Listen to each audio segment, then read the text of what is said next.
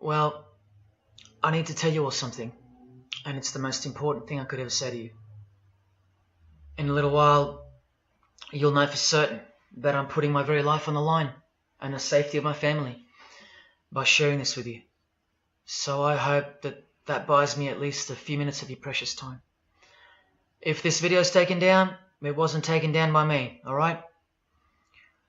Now I'm partly doing this to wash your blood off my hands, because God saved my life on a midnight highway one fateful night for this very cause. And He's watching, as He clearly proved that night. See, I should be dead. My sleeping driver was hurling us toward a concrete wall at 100 kilometers an hour when an angel of God was sent to wake me up from a deep sleep with just a whisper, and just in time. And for what?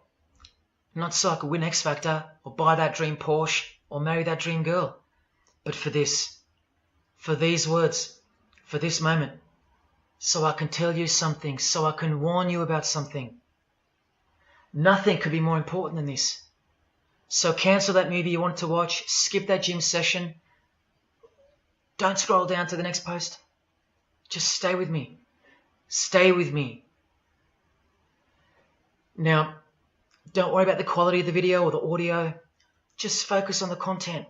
Listen to my voice and trust your eyes. Most of you won't care for the shocking thing I'm about to expose to you, because no one cares. No one cares. Not my exes, former friends, former bandmates, work colleagues, parents, family members, strangers. No one cares. But still, I'm doing all this for one person. One single human being out there. God is calling you, and He's looking for the last ones before the storm. And if you think you know where I'm going with this, please keep watching, because the most important part of this video comes at the end. Now, everything you're about to hear is a fact, and I'll prove it to you. I will leave no room for doubt. And nothing can stop what's coming. So this isn't a call for an uprising, boycott, protest. No. The Titanic is sinking, and it's unstoppable. All I'm going to do is point you to the life raft. And if you want to ignore me, then fine, proceed at your own peril. God knows I've tried. If you want to mock me, then at least share the video. Let others mock me too. Tell your friends. Check this freak out. Anything to help me reach someone who has eyes to see and ears to hear. And like I said, in a few minutes, you'll know why my well-being is in danger, and that of my loved ones too. Now let me ask you something real quick. Who do you think, generally speaking, runs the world? What type of people are the leaders of our countries and corporations, and the rich and the famous too? I mean, like, are they Christians? Do Christians run the world? Well, no, of course not. Buddhists? No. Do Muslims run the world? No. What about atheists? It's got to be atheists, right? Because we've come such a long way as a society, and atheism is the rational state of mind for the modern type of person, right? No. What about a mixture of people? Different types of people run the world. Let me tell you something. All the leaders from Africa to Europe to the Middle East, Israel, Syria, Iran, all the way to the Americas, all these people, and we'll get to the celebrities in a second, they're not atheists, Buddhists, or Muslims. No. What if I told you that they all belong to the same religion? A secret religion. One that none of them are allowed to talk about. One that you should worry about because it affects you beyond belief in ways that you never imagined. Before I tell you what this worldwide secret religion thinks of you and plans to do to you, let me tell you what this religion is. And how do I know about this religion? Because I used to belong to it. And today I'm renouncing it publicly, breaking my oath of silence, which they imposed upon me and every single other member during ceremonies under the penalty of death. That's why my life is in danger. Every person you're about to see has taken the same oath as I did, over and over, no matter where on earth they're from, including Scott Morrison, your Prime Minister and mine. But see, I was plucked from it, saved from its camouflaged clamps, from its extravagant deception and its spiritual corpse, by none other than God Almighty. No one else is going to tell you this. Not your favorite singer or politician, who more than likely also belong to this hidden religion. Nowhere will they speak because they love it. They love their lives. They love their success, the money, the worship they receive. And then there are those who have left but have never broken their oath out of fear. Trust me, you don't know who you're messing with here. The few that have spoken out, well, they lost everything. Or either their reputations and livelihoods are threatened or destroyed, or they're framed for a crime and end up in jail, or they're murdered and made to look like an accident or suicide. Now, just for the record, the God that saved me, which God was that? Jesus Christ, of course, the one and only. And he's the only one they hate, along with his disciples. So I'm invincible until he's done with me. That's why I don't fear him. Now please don't let the name of Jesus scare you off just yet, because if you're an atheist, you're especially going to want to hear this. Christians and atheists are the most pathetic bunch in the eyes of this ancient religion, the one that rules them all. And I'm only going to show you the tip of the iceberg. And just like an iceberg, the full body of this secret religion continues down past the line of sight, beneath the ocean. It widens in mass and scope until it continues further into the depths, into ever-increasing darkness and invisibility, until it reaches its foundations, which is firmly established in thick blackness, completely unimaginable and not perceived at all to those who only ever get to see its tip peeking out of the ocean top, including most of its members. At least 75%, 80%.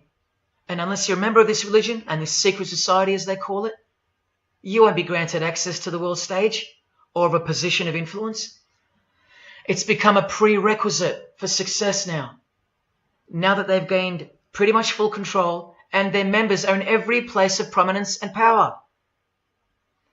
So brace yourself for the truth that has been hiding in plain sight every day of your life, and for the mind-blowing, out-of-this-world climax to this video. Now look at this. There's a few different ways they display their allegiance. They don't do it often, and some don't do it at all. But most of them can't help themselves, because when they do it in public, it's a hidden statement, and that statement gives them a lot of satisfaction. The celebrities usually cover one eye, or hide it in some way, and obscure it, or emphasize it like this. Or they close one eye, or peek through it, through this hand gesture, all to highlight one single eye. It's called the all-seeing eye. Other times they'll just display a drawn eye somewhere, or a tattoo of it. The other method they use is what's commonly known as the hidden hand. Here, for example, River Phoenix is doing both, the hidden hand and the all-seeing eye, so you can see the direct connection between the two. But in the political world, usually it's done with the hidden hand, and of course, this. That's a secret handshake for the members of this secret one-eyed religion. We'll start with Scott Morrison here, hidden in plain sight as usual, for everyone to not see as usual. Look at the handshake. I was taught this very handshake, or grip as they call it, during my time in this great school of deception. Here's a picture of a normal handshake, and here's the secret handshake. Normal, secret. Now here's Scott Morrison with Daniel Andrews. Normal handshake, secret handshake. All of them are sworn to secrecy under the penalty of death. And remember, I'll prove it to you very soon. Here's former Prime Minister John Howard giving the secret handshake, and Kevin Rudd bowing down to to this bloke in front of Julia Gillard, all of whom are members of the religion. And Tony Abbott, you'll see in a second, and he's Julia again. Now, I once heard Julia being asked in a brief interview on TV while she was the Prime Minister. The interviewer asked her, "What religion are you?" My ears pricked up as I was eating breakfast and I froze to hear the answer. And she actually said, with a sinister smirk, "I'm a member of a secret society. Next question, please." And what happened? Nothing. No one cared. No one cared that the person who represents them just confessed that she's a member of a secret society, when the Australian society is at large the only society that should matter. And why is it a secret in the first place? I'll show you. Very soon you'll know their beliefs, and you'll know their master plan, and you'll know why they take such extreme precautions with such hideous oaths of silence under the unbelievable penalties, including death, to stay hidden from the public. So what's the name of this religion? Well, I'll tell you right now. But keep in mind, the magic word you're about to hear only hides the true religion inside of itself. That's how it's secretly flourished to spread like a cancer around the world. It's a religion within a fraternity. The name of the international fraternity, the one that camouflages, conceals, and cloaks the secret religion inside it, is this: Freemasonry. This is their official symbol, the square and compass. Sometimes with a G in the middle, and sometimes with the eye, the all-seeing eye. This is the same eye that these people are referring to. That's where it comes from. The eye is sometimes placed in a triangle, and that's where this comes from, the eye in the triangle. Here's Chris Angel doing it, standing also next to a mate with a square and compass shirt on. Not a coincidence. This is not something Jay-Z invented. This is the religion Jay-Z belongs to, and proudly, as you're about to see. The Freemasons also place the eye at the top of a pyramid, because the Egyptian pyramid is integral to their secret system. Here it is on Chris Angel's shirt and Madonna's jacket. That's a Masonic symbol. The Freemasons are sometimes called the Masons for short. It'll all come together and make sense really soon. Here it is hidden in plain sight at the Australian MTV Awards. And this is the MTV headquarters, by the way. Trust me, there's no doubting this. Here's the same eye in a pyramid on a crowded house logo. Yes, initiated Freemasons. Here's the eye on the Harbour Bridge for a New Year's Eve gig. And I wonder what that eye could be referring to. So what's the connection? The religion is the connection, the secret religion. And you'll see. Prepare yourself for an incredible revelation and the amazing climax that comes at the end of this video. Now this is where the Freemasons are counting on you to lose interest, or roll your eyes and move on. Because in their beliefs, the uninitiated, meaning you, are ignorant and stupid compared to them. You're technically called the vulgar and the profane. Please prove them wrong. Prove them wrong. And stay with me just a little longer. Now the secret identity of this one eye lies in the heart of this religion that lives, breathes, feeds and grows deep inside of Freemasonry. And Freemasonry camouflages it very successfully. So it goes undetected and undisturbed until it ultimately fulfills a thing called the great work. That's what they call it. And they will succeed very shortly. Nothing can stop it now. And I think some of you can sense that something's coming. And who do we trust more than anyone in the world right now? This bloke. And there he is, giving the sign of the hidden hand in front of the whole world.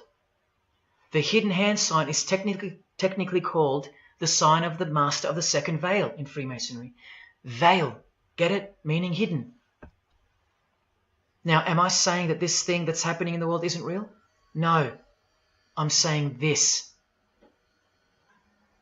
Spoken like a true Freemason. And you remember this guy? A safe place and a dangerous place. We must treat this new world order, this new world of COVID, we must treat this new world of COVID even in our own homes. So what is this New World Order that he accidentally mentioned? It's common language in Freemasonry, and it has been for a long time. For at least this long. Since the US $1 bill. Hidden in plain sight, complete with the pyramid in the eye. It's the ultimate goal of this religion. And I'll show you what the great work is, at any cost.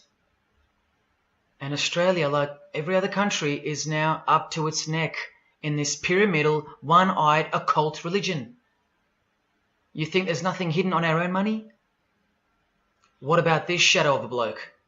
Who's he hiding in the background? Well, these numbers right here will tell you. And I'll show you that too. Did you know there's a giant pyramid in Australia? You want to see it? Sitting right at the centre of Australian power? Look closely, because you'll miss it. Because that's the way they designed it. There it is. Hang on. Do you see it yet? And what about now? That is the frame of an Egyptian pyramid, which we can now firmly call a Masonic pyramid, complete with a missing capstone. And if you're still in doubt that you're looking at a pyramid, there you go. A perfect to-scale pyramid hiding out of sight inside the giant frame that surrounds it. This is going to be so unbelievable to you that you probably won't believe it. Or if you're that far gone, if you really have lost touch with your own soul, you won't care. And you'll miss the opportunity to have your own eyes open first to the worst news and then to the best news you could ever wish for on this godforsaken planet in which you're destined to lose everything you have and everything you love until eventually you lose yourself. We have to establish what this religion that's hiding inside of Freemasonry actually is, and we will. And it's shocking, but it's reality. The symbol of the Freemasons itself is not what it seems. It's a squaring compass on the surface, but it conceals something that'll become obvious when I show you. But before we uncloak Freemasonry to see its true nature, its ugly face and its shameful nakedness, because I gave you my word that I'm going to prove it to you. This is the oath they have to take. This is the oath that I took.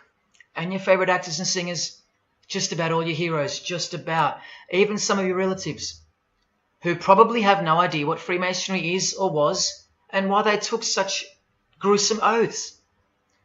So for those who are going to say, my grandfather was a Freemason and he was a great bloke, or don't the Freemasons run that retirement home? Just wait. Because I'm talking to Freemasons here as well. And don't you worry, they're going to come out of the woodworks. But they're all under the oath of secrecy. Don't forget that, no matter who they are. Adele, Neil Finn, Chris Angel, or Scott Morrison. The oath comes first. And here it is. This is taken from an official Masonic publication, not intended for the public. This is Duncan's Ritual of Freemasonry. In brief, I, of my own free will and accord, do hereby promise and swear that I will never reveal any of the secrets, arts, parts, point or points of the Master Mason's degree to any person or persons whomsoever. This I solemnly, sincerely promise and swear, under no less penalty than having my body severed in two, my bowels taken out and burnt to ashes, so no more remembrance be had of so vile and wicked a wretch as I, should I ever violate my Master Mason's obligation. So now you know what they think of me. I'm a vile and wicked wretch for breaking my oath. So how can anyone ever trust a Freemason when he speaks about Freemasonry? Unless you're speaking to a rare breed like me. Never reveal any parts, not even a single point, to anyone. Here's another penalty from another degree, this time from Richardson's Monitor of Freemasonry, a legitimate Masonic publication for instructing and laying out the ritual. binding myself under no less penalty than having my throat cut across, my tongue torn out by the roots, and my body buried in the rough sands of the sea. These are the penalties they swear to. And yes, the lodge has penal authority to execute. This is how they look when they're initiated. They have to remove all their clothing and jewelry, including wedding rings, crucifixes, the most meaningful things to them, no matter what. They have to go, because complete allegiance to the society is required. You're blindfolded at every initiation because you symbolize someone who lives in utter darkness before you receive the light of Freemasonry. And that light will become so obvious to you in a bit. The secret that is being unveiled by incremental degrees to the candidates in the lodge is staring us in the face in daily life. And that truth is pretty scary if all you know and all you have is this world. But they know much more than that. At one point, when the blindfold comes off, this is what you're surrounded by. Blokes dressed like this, holding swords to your face. And that's nothing compared to what comes later. So your own wife or daughter don't qualify for discussion in these matters, unless they too are initiated to the same level as you. So please don't tell me that your grandfather or your neighbour is a Freemason and that there's nothing wrong with Freemasonry. How would you know when they're under oath never to reveal anything to anyone? The whole successful system is constructed by the art of lying to the public and to their own members of lower degrees. And we trust these people? Now here are the illustrations for the signs and handshakes. And you only receive them after the oath has been taken. This is the sign you do upon entering and exiting the ritual room while facing the Grand Master. It stands for throat slit, and it goes like this. A continual reminder of where you are and what awaits you if you have a change of heart or rebellious spirit. And here you have the illustrations of the secret handshakes. Look familiar?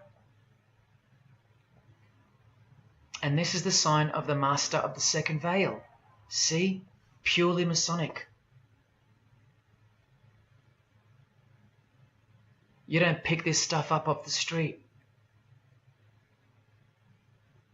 Now this is how it's generally executed in the public arena.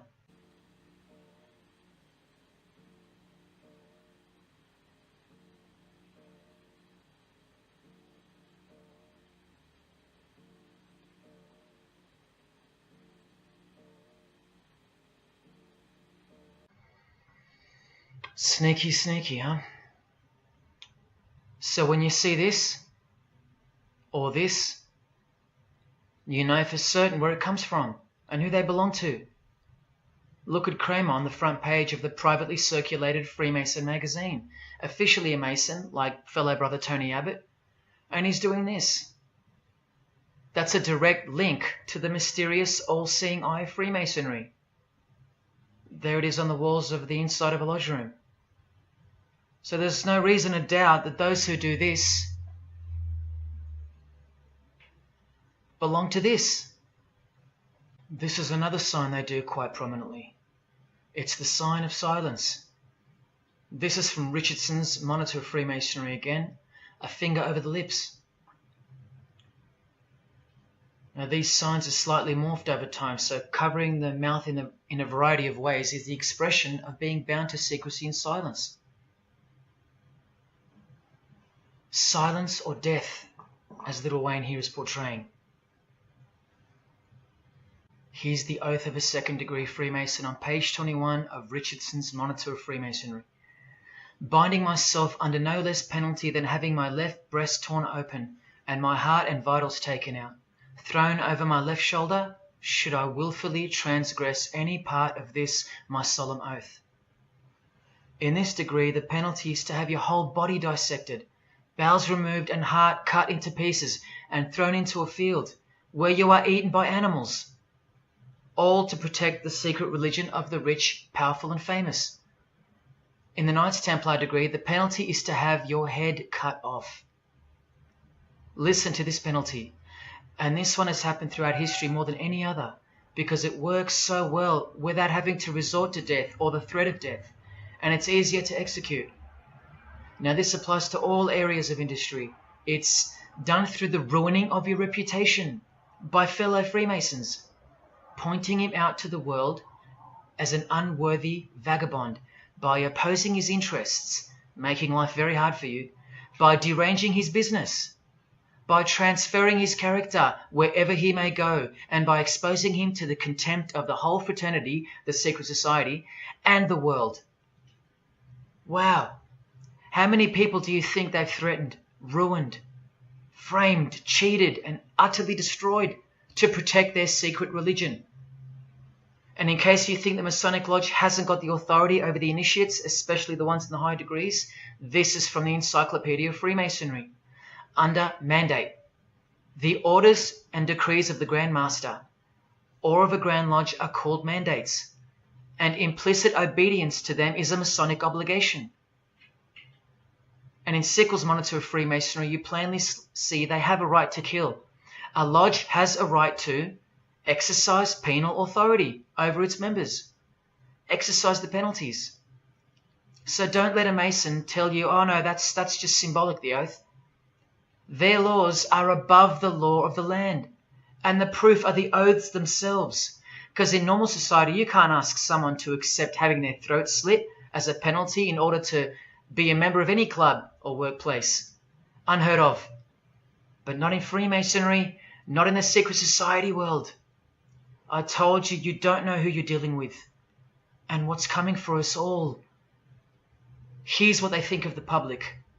Here in speaking to the candidate, it's stated, but have a care not to defile the sanctuary by a spirit of curiosity, meaning don't try to join us just for fun.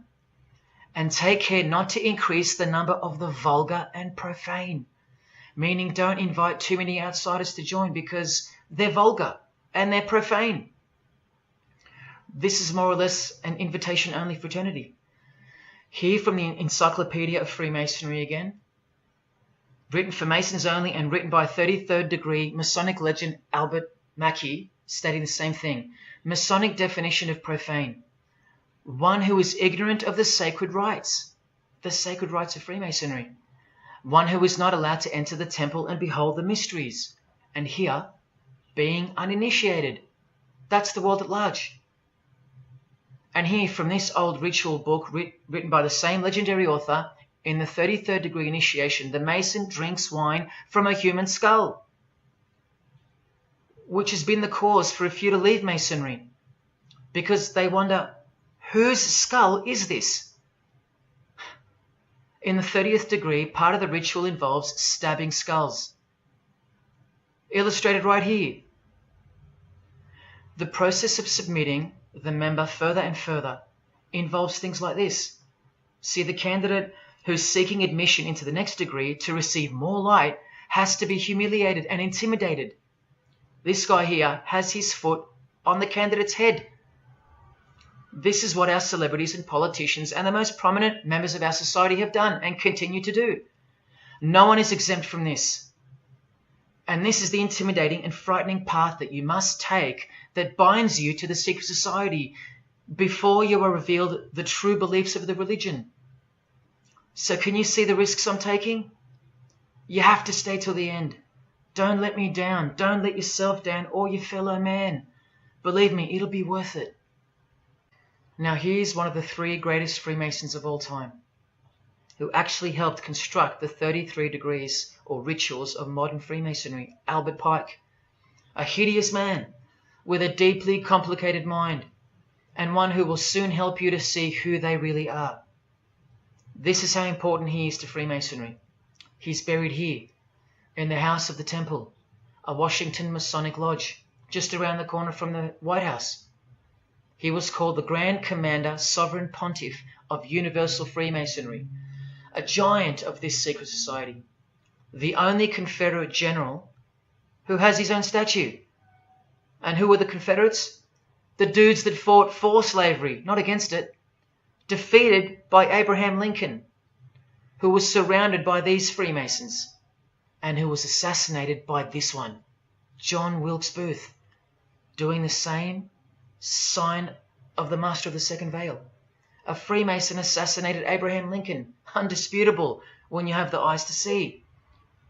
Now, Albert Pike writes in his colossal work, which some refer to as the Bible of Freemasonry, called Morals and Dogma, and on page 113 he says, "What can there be in common between the vile multitudes and the sublime wisdom?" That's what Freemasons possess, sublime wisdom. That's what their secret is. It's sublime. The secret I'll reveal to you. Now, just quickly, here's Freemason Kanye West. Here he's giving the Masonic grip to his brother Mason Jay-Z. Look at the lapel he's wearing in this picture. It's the same double-headed eagle as on the front cover of the so-called Bible of Freemasonry, Morals and Dogma, written by the Grand Commander Sovereign Pontiff of the religion that Kanye and Jay-Z have been sworn into and thus granted access to international success. His Christian conversion isn't what it seems, and you'll soon see what job he has to do. Now look at what else Freemasonry thinks of the uninitiated, from the words of the Grand Commander himself. The truth must be kept secret, and the masses need a teaching proportioned to their imperfect reason. I hope you're listening, because we're about to get going here. These truths were covered from the common people, as with a veil. There's that veil again. And the mysteries were carried into every country. Freemasonry was secretly imported from the East into the whole world to weave its web in the darkness, to increase and advance its agenda. The sages, meaning the enlightened ones, always had an esoteric creed, unknown to the vulgar. And here he says, to the end that the vulgar herd, seeing, might not see anything, and hearing, might comprehend nothing. Are they right? Am I wasting my time, laying it all down for nothing? Because they know you so well? Your favorite celebrity and politician's secret religion is beyond the reach of the vulgar. Vulgar is what you are to them. He won't tell you. She won't tell you.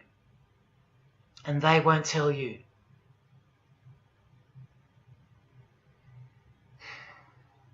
Because the other obscene penalties from the rituals of Freemasonry include having your ear and hand chopped off, or both hands,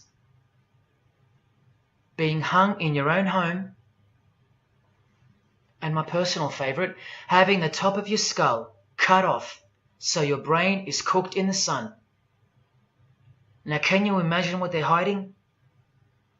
And then the ritual monitor goes on to illustrate the same secret handshakes and signs. Hidden hand, sign of silence.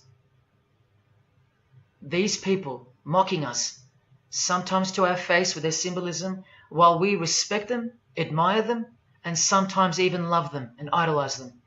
All of them partaking in the same initiation rituals, to belong to the secret society, a prerequisite for success, to belong to the religion that gives you everything you want, everything your heart desires. While the Gospels teach accurately that the heart is wicked. Now here is a practical example of how Freemasonry comes first, even above the title of president. Here's a portrait of George Washington doing the sign of the Master of the Second Veil, and here, Freemason, before and above president. And if you think that's just by chance that they put the word Freemason above president, then here, read this genuine quote from Harry Truman. This should tell you how deep the consequences of Masonic initiation go and what lies deep within. It's Freemasonry above everything else. There's the Queen showing her allegiance over and over. And here's the Queen leaving a very special hospital with a very special nurse. And this was the Queen's father, fully dressed in his Masonic regalia, and that God-forsaken apron they wear, which also hides something, just like the square and compass. In fact, what the apron hides is what the square and compass really represents. And it's staring you right in the face. Can you see it yet? Prince Charles, handshake, hidden hand. Prince Harry, Prince William, And here is the Grand Master of English Freemasonry, Prince Edward, also in full gear. What a lovely looking chap. And now he's giving the Masonic grip in front of this stone that was placed there to memorialize his visit to Cape Town Lodge. And what about this guy? Prince Philip, husband of the Queen. Do you remember him saying this? Yeah, and here's the article in case you think he didn't. Initiated member. Do you slowly see what the Masonic mindset is? We are beneath them. And the craziest thing is, if they can turn you into what they think of you, then you deserve what's coming. It's a natural law. It's the law of nature.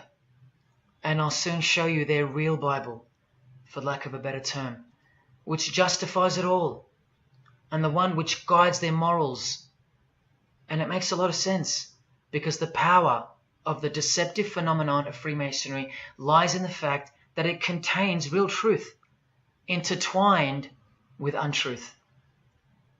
Now, this actual book that guides their morals and plans, it isn't written by hand, and it's been around longer than the Bible. So they think it's purer, sublime as they call it. And it's the foundation on which the religion is built upon. And that Bible, so-called, that unwritten Bible, is the key to unlocking its secrets. I'm going to hand you that key. And it's all going to come together like a flood. So they're going to own it all by their own words and actions. And they're going to introduce us to a new system of life, but only after a number of shocking events take place, which I'm so close to telling you about. But first, I have to tell you the name of the secret religion and the identity of the I.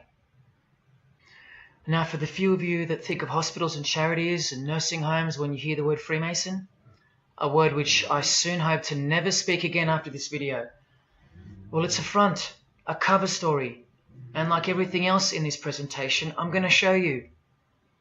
This too is for the poor Freemasons that are going to have the call to make an appearance in the comments section trying to defend their beloved fraternity. This is 33rd degree Freemason Manly Hall, who was named Freemason of the Century by the Scottish Rite Journal in 1990. And you'd be surprised how many Masons haven't heard of him, because they don't bother entering the Masonic library and searching out the mysteries themselves. These same Masons think they know something, and they parade themselves on websites and social media, calling people like me, oh, he's just an anti-Mason, anti-Mason. Blind fools at best, deceivers at worst. Well, the Freemason of the Century wrote in this book, and in this chapter, Freemasonry is a fraternity within a fraternity, an outer organization, concealing an inner brotherhood of the elect. One visible and the other invisible. The visible society is a splendid camaraderie of free and accepted men and women, enjoined to devote themselves to ethical, educational, fraternal, patriotic and humanitarian causes and concerns like hospitals and charities.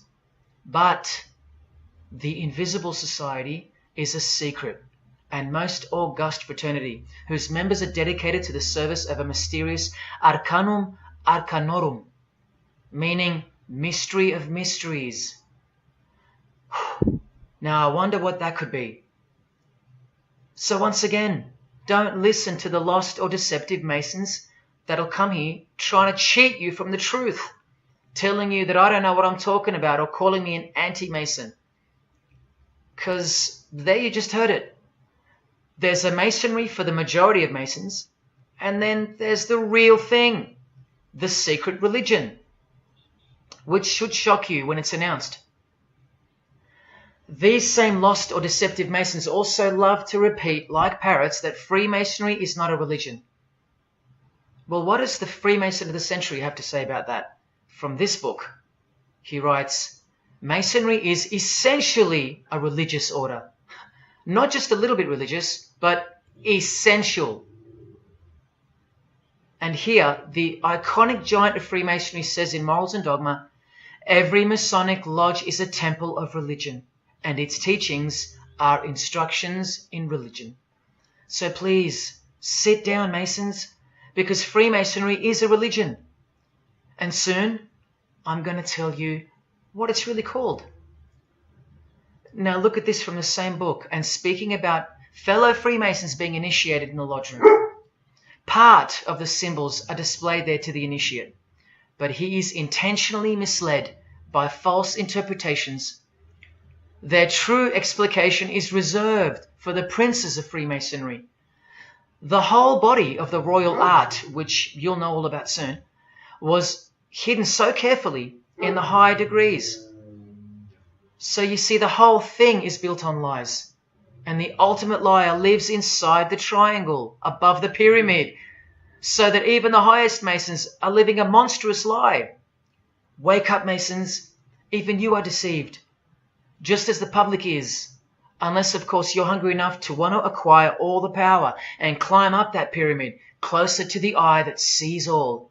In that case, close your mouth, go back to your lodge, and good luck to you. Or, of course, grow some kahunas and be honest. But then you can't, right? Because you'd be breaking your oath. Sad. Oh, it's good to be free, under the wing of the true master. Stick around if you're interested, and you'll get to see some wonder.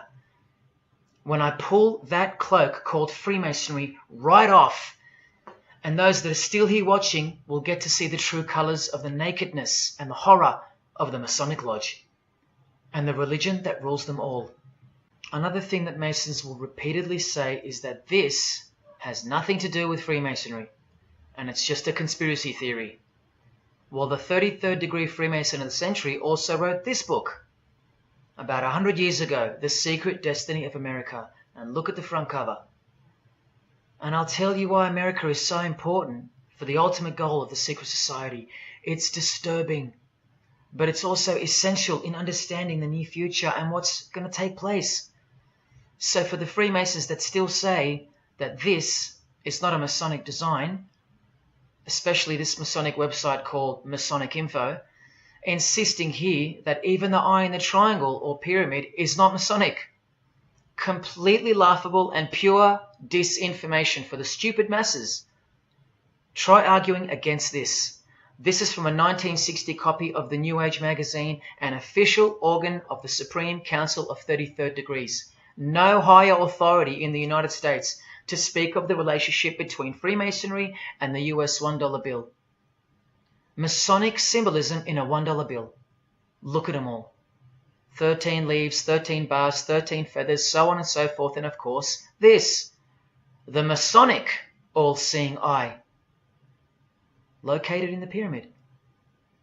So, you think this is a conspiracy theory, or just a plain conspiracy? Well, here's JFK, yes, a Freemason, but one who had enough when he wanted to print money disassociated from the Masonic central banks, just like Abraham Lincoln, and he paid the price for it as well. Listen to the speech we never hear about in school. More proof that they control the education system here and everywhere. Please, just have a quick listen to this. Ladies and gentlemen, the very word secrecy is repugnant in a free and open society, and we are, as a people, inherently and historically opposed to secret societies, to secret oaths, and to secret proceedings. For we are opposed around the world by a monolithic and ruthless conspiracy that relies primarily on covert means. I am asking your help in the tremendous task of informing and alerting the American people.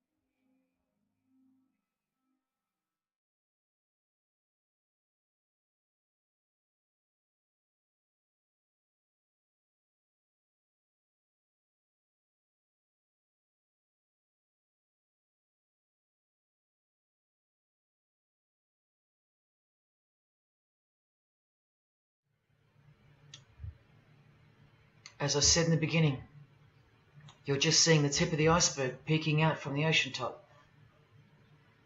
I told you, all personalities in the field of great influence are initiated members of Freemasonry. Otherwise they wouldn't be there. Within 60 seconds of me telling you what international Freemasonry really is, I'll prove it to you. Unequivocally, within 60 seconds.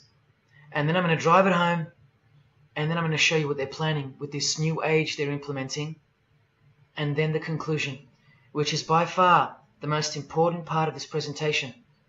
So when you hear me tell you the truth in just a moment, don't switch off in disbelief because you can't believe that your favorite idol or whoever could possibly be involved, like you know them or something.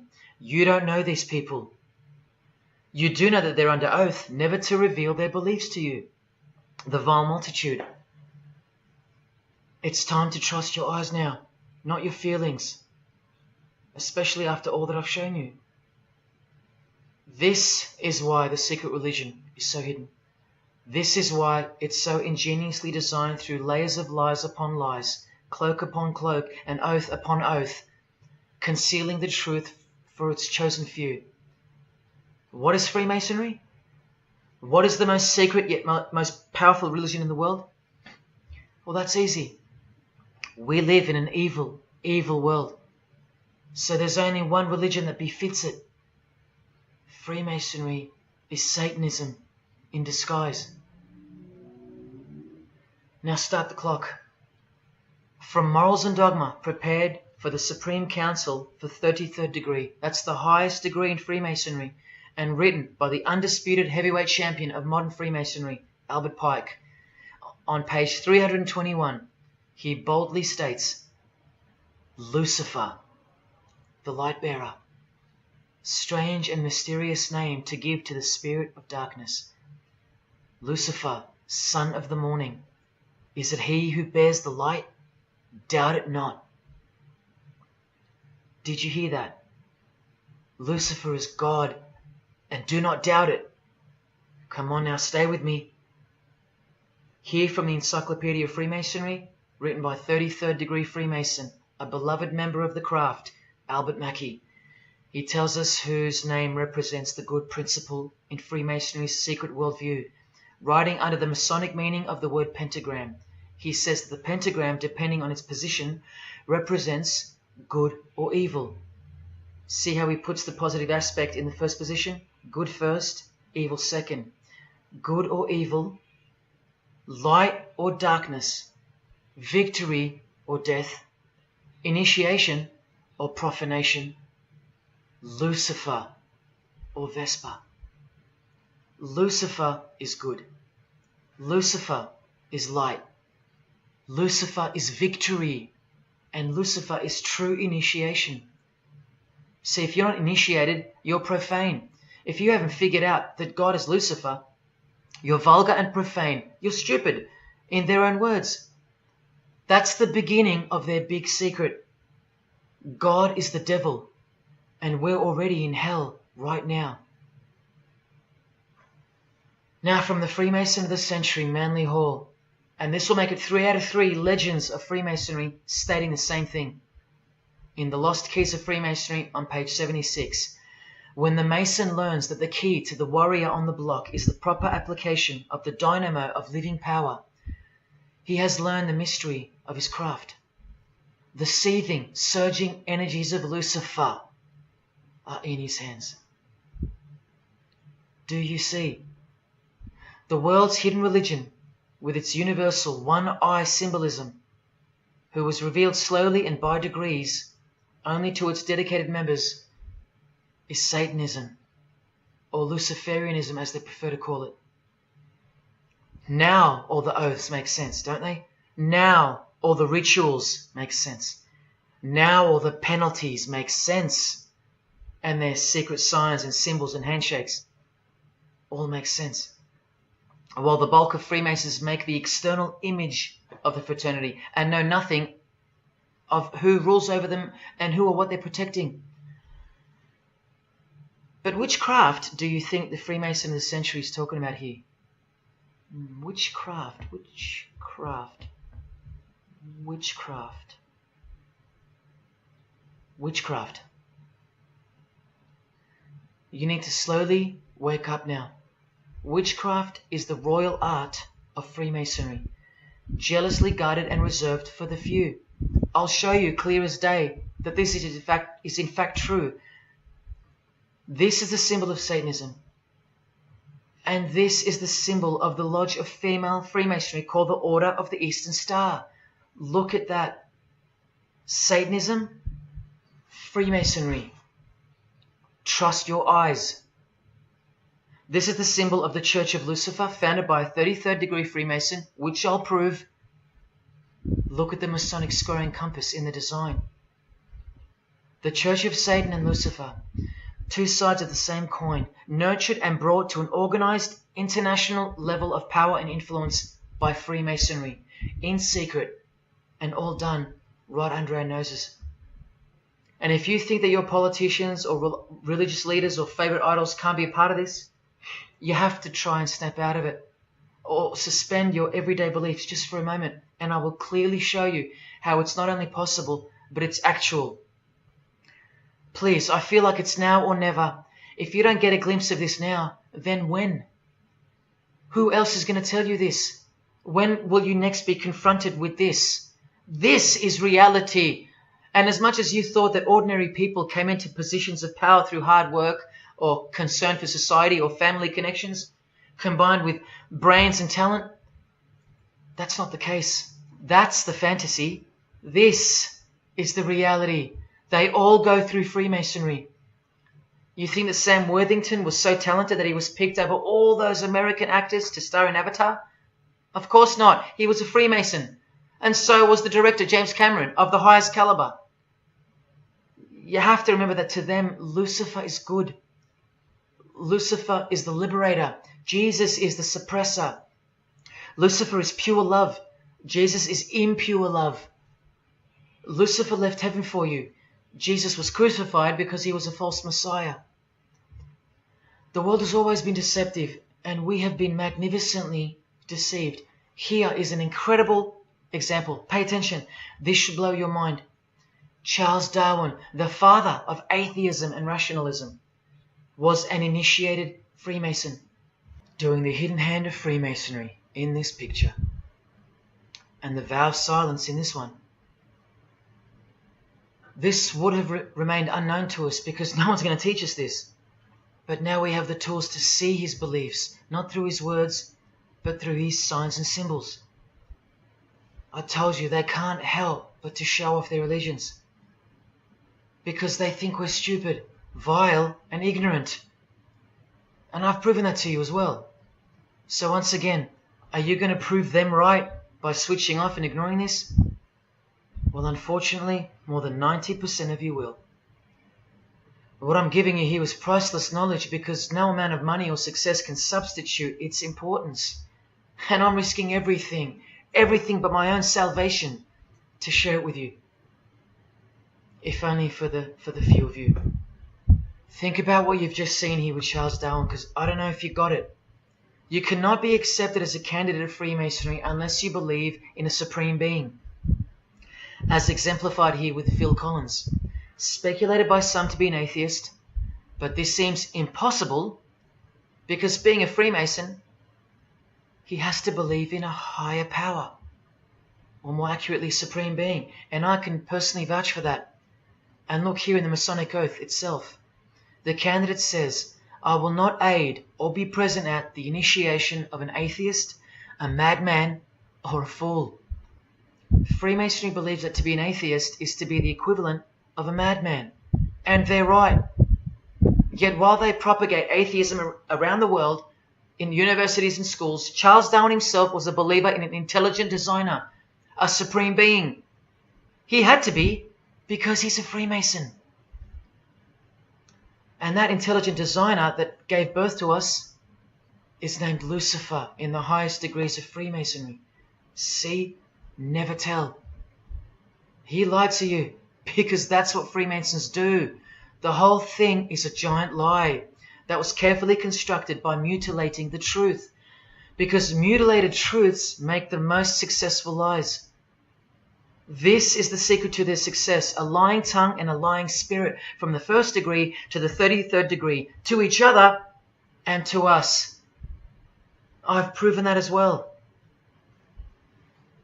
And what did Jesus, how did he describe their God? The father of lies. How accurate. The one who comes to cheat, kill and destroy. How accurate again when I tell you their plans. Look here, Charles Darwin is noted as an influential figure by the Satanic Temple. And proof for them, apart from the intelligent design that is all around us, that Lucifer is real and that he's the god of this realm, is the power of witchcraft or magic.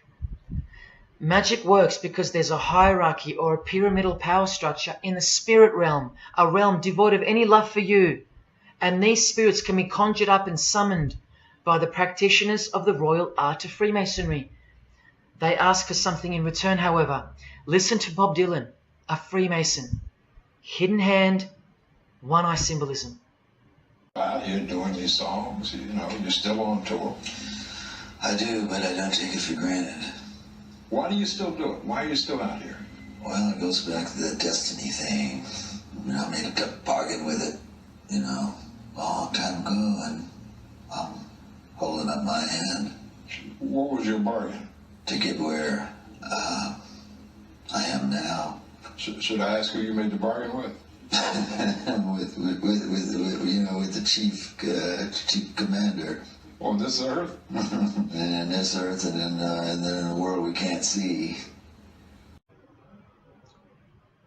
How does one communicate with Bob Dylan's chief commander, Lucifer? By the jealously guarded royal art of Freemasonry, witchcraft. This is from the Encyclopedia of American Religions. Secrecy is bolstered by a system of initiations and degrees, the Freemasonic system. The material which is kept secret is the magical knowledge of the group. This knowledge may consist of rituals and powerful magical formulas. Do you think J.K. Rowling isn't a Luciferian? In this article, J.K. Rowling reveals the inspiration behind the Deathly Hallows symbol. And what is it? The Masonic squaring compass, with the one eye that all the celebrities mimic. That's the inspiration. They're all members of the secret society. If you think that doesn't prove anything, here she is with her new tattoo.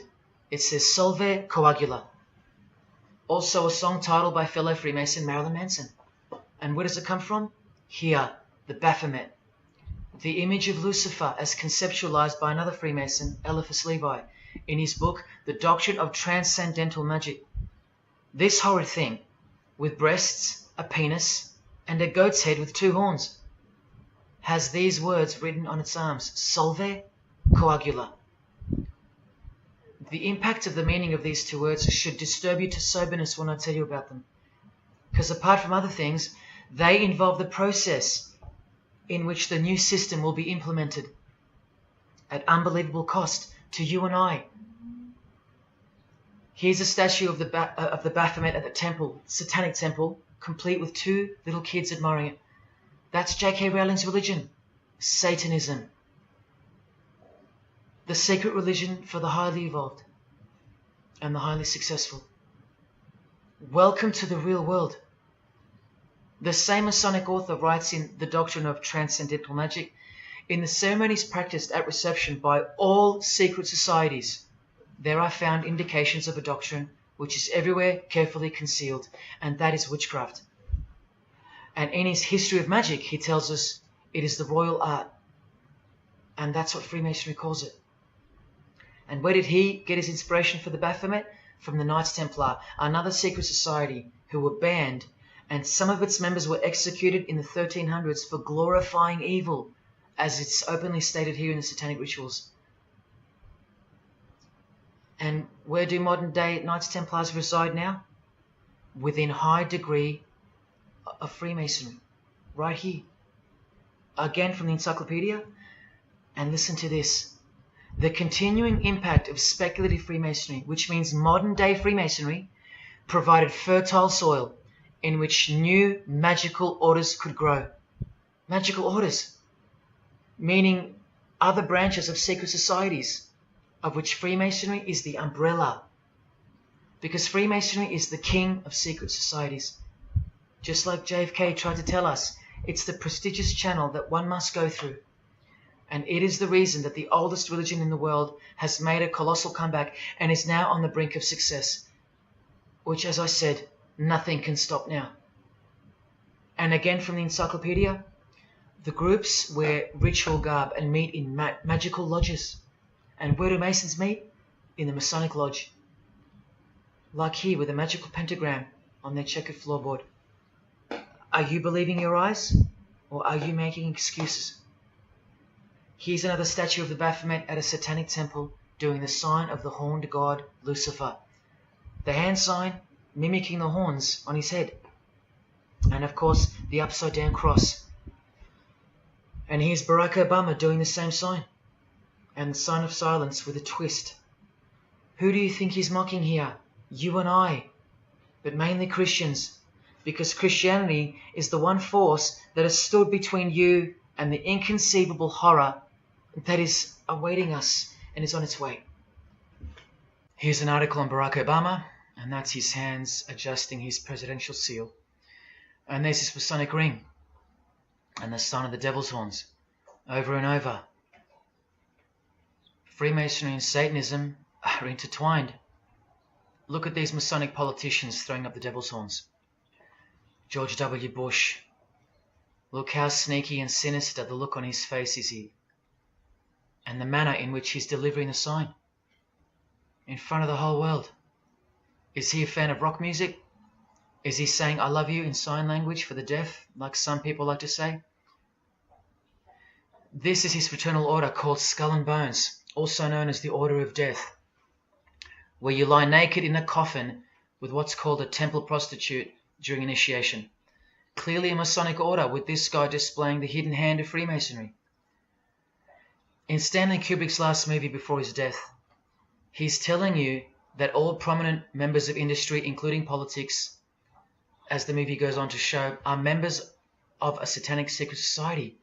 In it, he shows the members engage in an orgy and feast after the ceremony of dedication to their horned god. To identify which secret society he's referring to, he leaves the clues in the artwork. Not once, not twice, but 3 times. The One-Eyed Religion. And who do you think the title of the movie is dedicated to? None other than the stupid, ignorant, and uninitiated masses watching the movie. And you know it now. He knew that when we'd leave the cinema, we'd be commenting on the performance of Tom Cruise, or giggling about the orgy scene, or just being disappointed because the movie went too long, or some other meaningless critique, with eyes wide shut. Look at the cover of his other movie, A Clockwork Orange. The eye on top of the pyramid. And on his shirt, the word devil in Italian. Let me take it up a notch, in case this isn't registering. Listen to the founder of the Satanic Church, Anton LaVey, tell us in his book, The Satanic Rituals, which is a companion to the Satanic Bible, Masonic orders have contained the most influential men in many governments, and virtually every occult order has many Masonic roots. This is back in 1972 he said this. Now 40 years later it should read all governments, not many. And why is the founder of the Church of Satan talking about Freemasonry, the most respectable and charitable fraternity in the world, that no one seems to talk about and that we never hear about in school? This is why. Because the Satanic Ritual is a blend of Gnostic, Kabbalistic, Hermetic, and Masonic elements. That's crazy, because Freemasonry is a blend of Gnostic, Kabbalistic, and Hermetic elements too. Any Masonic writer will confirm that. But how can that be? Because Freemasonry is Satanism in disguise. On page 106, every rite of the Black Order employed Masonic principles. Every rite of these Black Orders, one of which was called Freunden von Lucifer, which translates to Friends of Lucifer. And guess what? There are numerous manifestations of Satanism in Masonic ritual, including the goat, the coffin, and the death's head. Please awaken, O sleeper, and let the glorious light of the truth dawn upon your sleepy eyes. How did Freemasonry get away with this? Just like Jesus, the greatest enemy of theirs, said they would, by dressing the wolves as sheep. A satanic underground carefully cloaked in Christian trappings. That's how Freemasonry got away with it. We can't find out about it because they run the media and the education system clearly. John F. Kennedy was brutally assassinated after he attempted to inform us that we are opposed around the world by a monolithic conspiracy. Did he know that Lucifer was the god of Freemasonry? I don't know.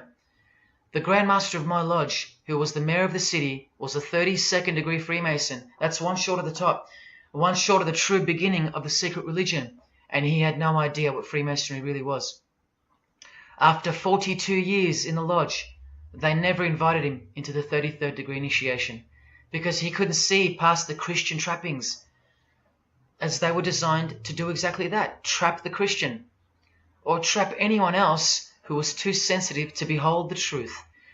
Thus, Freemasonry could halt their progress at any time without suspicion because it's a rare thing to reach the 33rd degree, and every Freemason knows that. So that there are no rude awakenings that take place with those that aren't ready to embrace Lucifer as the true god of Freemasonry and the world. This is an ingenious system, birthed by what must have been demonic inspiration. Anton LaVey says that this ingenious system I speak of serves as a rudimentary screening process for organized Satanism. Exactly right. It's a filtering process, as I've said earlier. An international filtering process from which men and women are picked and permitted to enter the world stage.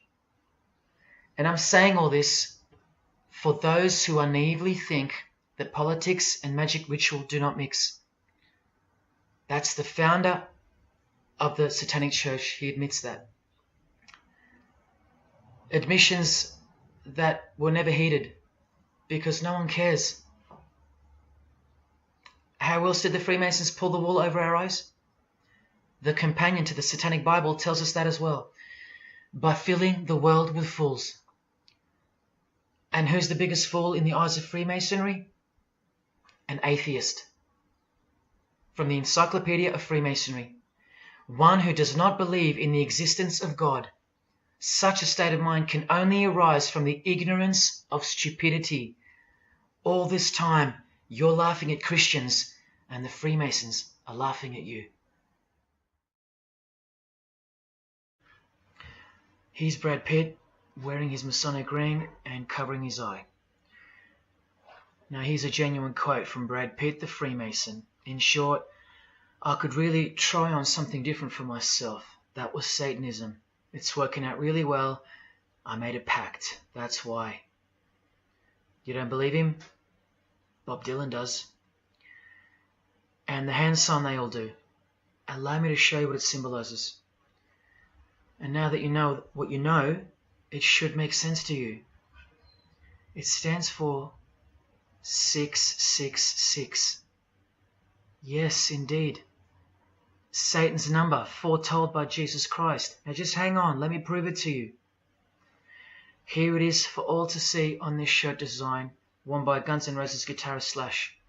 See the I in the middle of the 6? Repeated 3 times. That's 666. In this one, the design in the shirt is clearly demonstrated by the person wearing it. Another example, the hand sign with 3 6s on the shirt. Here's a movie poster, the hand sign and the 6 on his lapel. Connect the dots. Here's Don Cheadle, the hand sign, and here he covers one eye with the dice. What's the number on the dice that he holds toward the camera? 6. There's literally 3 6s that manifest in the hand sign itself, like this. That's why they do it. Here's Drake with the most obvious example, holding up the hand sign with the all-seeing eye of Lucifer on his bicep. And here, blatantly connecting the 6 to the hand sign on the artwork to one of his songs. The hand sign over one eye, obviously signifying a 6. This is proof. The number is mystical and it's grounded in reality, and it's related to sex rituals within witchcraft. You'll see, I'll show you. But if that's not enough, there. Drake is clearly intending that hand sign to be a way of communicating the number 666. A hater of Christianity and Jesus Christ. But I wonder why. He has everything he desires. Christians aren't suppressing him. He doesn't hate Buddha or Muhammad. None of them do. No. Jesus is who they hate. But they protect Freemasonry by communicating its presence in their lives, not by word, but by symbols and signs. Disciples of Lucifer. While you don't believe it, they take it very seriously, and they mock you by displaying it in your face. They know the truth. The chief commander, the one at the top of the pyramid, is Satan, the god of this world, just like Jesus told you who he is. Britney Spears doing the 666 over the eye, and look at this. The devil's horns while she wears the seal of the US $1 bill, designed by Freemasons. You know why now. You just have to stop denying it. Freemasonry is Satanism in disguise. This is how they tell you. Let's go to Britney's close friend, whom she tongue-kissed in front of the world, sexualized as these people are, and for all the girls out there to be inspired and corrupted by. Madonna, wearing the same Masonic design as Britney. 666 hand sign, the one eye symbolism, and the vow of silence. The vow of silence with her fellow practitioner of witchcraft. The Masonic eye in the triangle behind her, and now the upside down cross of Christ on her outfit. A member of the secret society who hates Jesus with a passion, as you can see here with Lucifer, the god of Freemasonry, giving her oral sex. Deep despisers of Christianity. Are you wondering why yet? The sign of the devil's horns here, meaningfully placed and done with precise intent, like with all of them. And here teaching her poor children to follow in her footsteps. Truly only God knows how many young people she's perverted in her career, all orchestrated by Freemasonry. Here's the founder of the Church of Satan again, Anton LaVey, showing the horn sign. The horned god of the witches, as illustrated by Una Woodruff in her book Witches. And here, with a member of the Agora sect of Hinduism partaking in a ritual of the oldest religion of the world. She's drinking blood here from what? A human skull. Sound familiar? That's right. That's what all the high-level Freemasons do, except they use wine, until they themselves are invited into the secret religion. It's ritualistically done to gain magical abilities, not a myth. And look at her hand sign. It's also known as the El Diablo. Do you still think this hand sign is a joke, or it's misunderstood or misrepresented by people like me? Look at the cover of Anton's other book called Satan Speaks. Look at the eye. He has one eye emphasized. Can you see? What about the image of Lucifer in the Satanic Temple? Look at the right eye. It's darkened. You ready for this? From the Bible. And this passage is thousands of years old. Woe to the worthless shepherd. His right arm shall be completely withered, and his right eye shall be utterly darkened. Where do you think this hatred for Jesus comes from? Do you think it's because we've outgrown it? Or because it speaks the truth? Who do you think this worthless shepherd with one eye darkened is? And who said, I am the good shepherd? Who said that? Jesus Christ is the good shepherd, not the worthless shepherd with one eye. You think this is all just a coincidence? Just hang tight a little longer and you will see some wonder. Here's Anton LaVey with Freemason Marilyn Manson, and here's Marilyn covering his eye. In case you forgot that this is the eye of Freemasonry, the international religion they all belong to. Here he is giving the sign of the master of the second veil, the hidden hand of Freemasonry, along with his Masonic ring. You know how many presidents and journalists and common men have tried to expose Freemasonry? Or get it shut down, get it banned? Well, those days are long gone. Marilyn Manson, the Freemason who tears the Bible into pieces on stage during his performances, he captured the fundamental purpose of Freemasonry's existence very well when he said in an interview with Spin magazine in 1996, "Hopefully I'll be remembered as the person who brought an end to Christianity," echoing the dreams of grandeur, just like his spiritual father. Now Kesha, one-eye symbolism of Freemasonry, the eye in the triangle, and the sign of silence. So she's a member. And behold, an inverted cross in her music video, inverted cross on her outfit, and a satanic pentagram on this outfit, just like the symbol of female Freemasonry. You think none of these Freemasons look like witches? Really? And none of these witches in the making? Remember, 90% of them don't know what they're serving, or what they're doing there, or why they're taking oaths of such silence and such penalty. Avril Lavigne does, showing her allegiance with the one-eye symbolism, participating in lesbianism in a video, influencing the masses, subtly stealing her innocence. And what's on her helmet? One eye. And doing the El Diablo with pentagrams at her concert. Anthony Bourdain with his one-eye symbolism, he was openly a hater of Christianity. And what kind of woman would suit a man like this? Well, a fellow member of the secret society who hates Christianity too, of course, Asia Argento. One-eye symbolism, again and again. The sign of Lucifer's horns, and this pose of his image. Remember the Baphomet. There's Asia mimicking its pose, complete with the finger position. Creatures with breasts and an erect penis and a goat's head.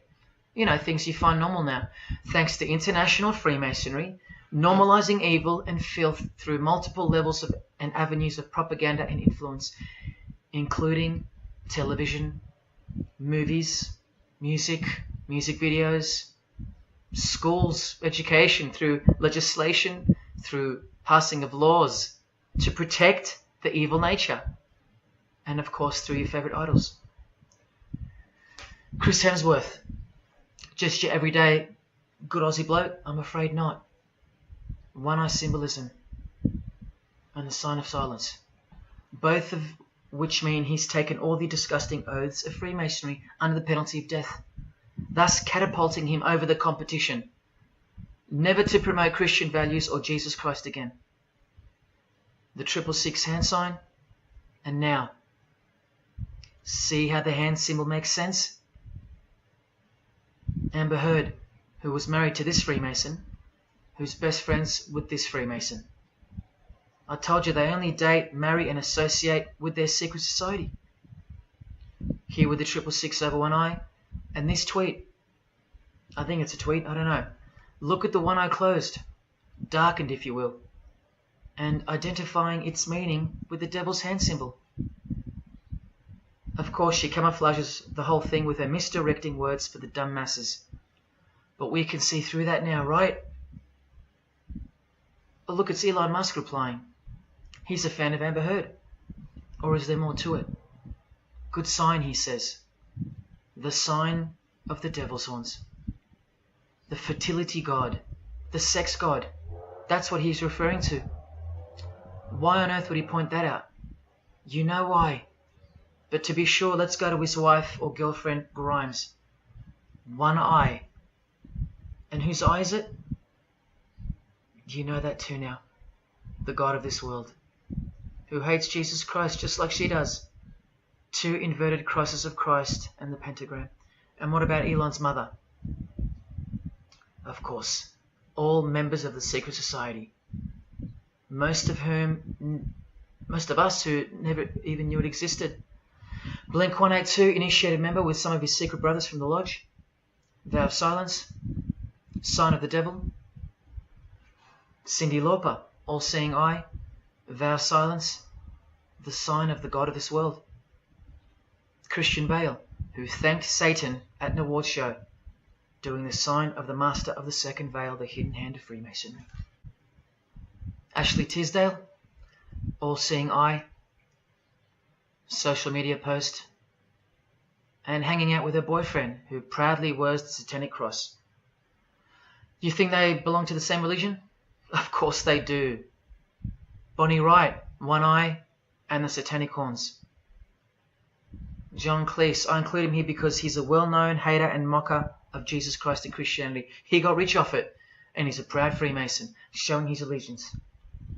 Motley Crue, Nikki Sixx, Tommy Lee, Vince Neil holding a cross upside down, and their album cover.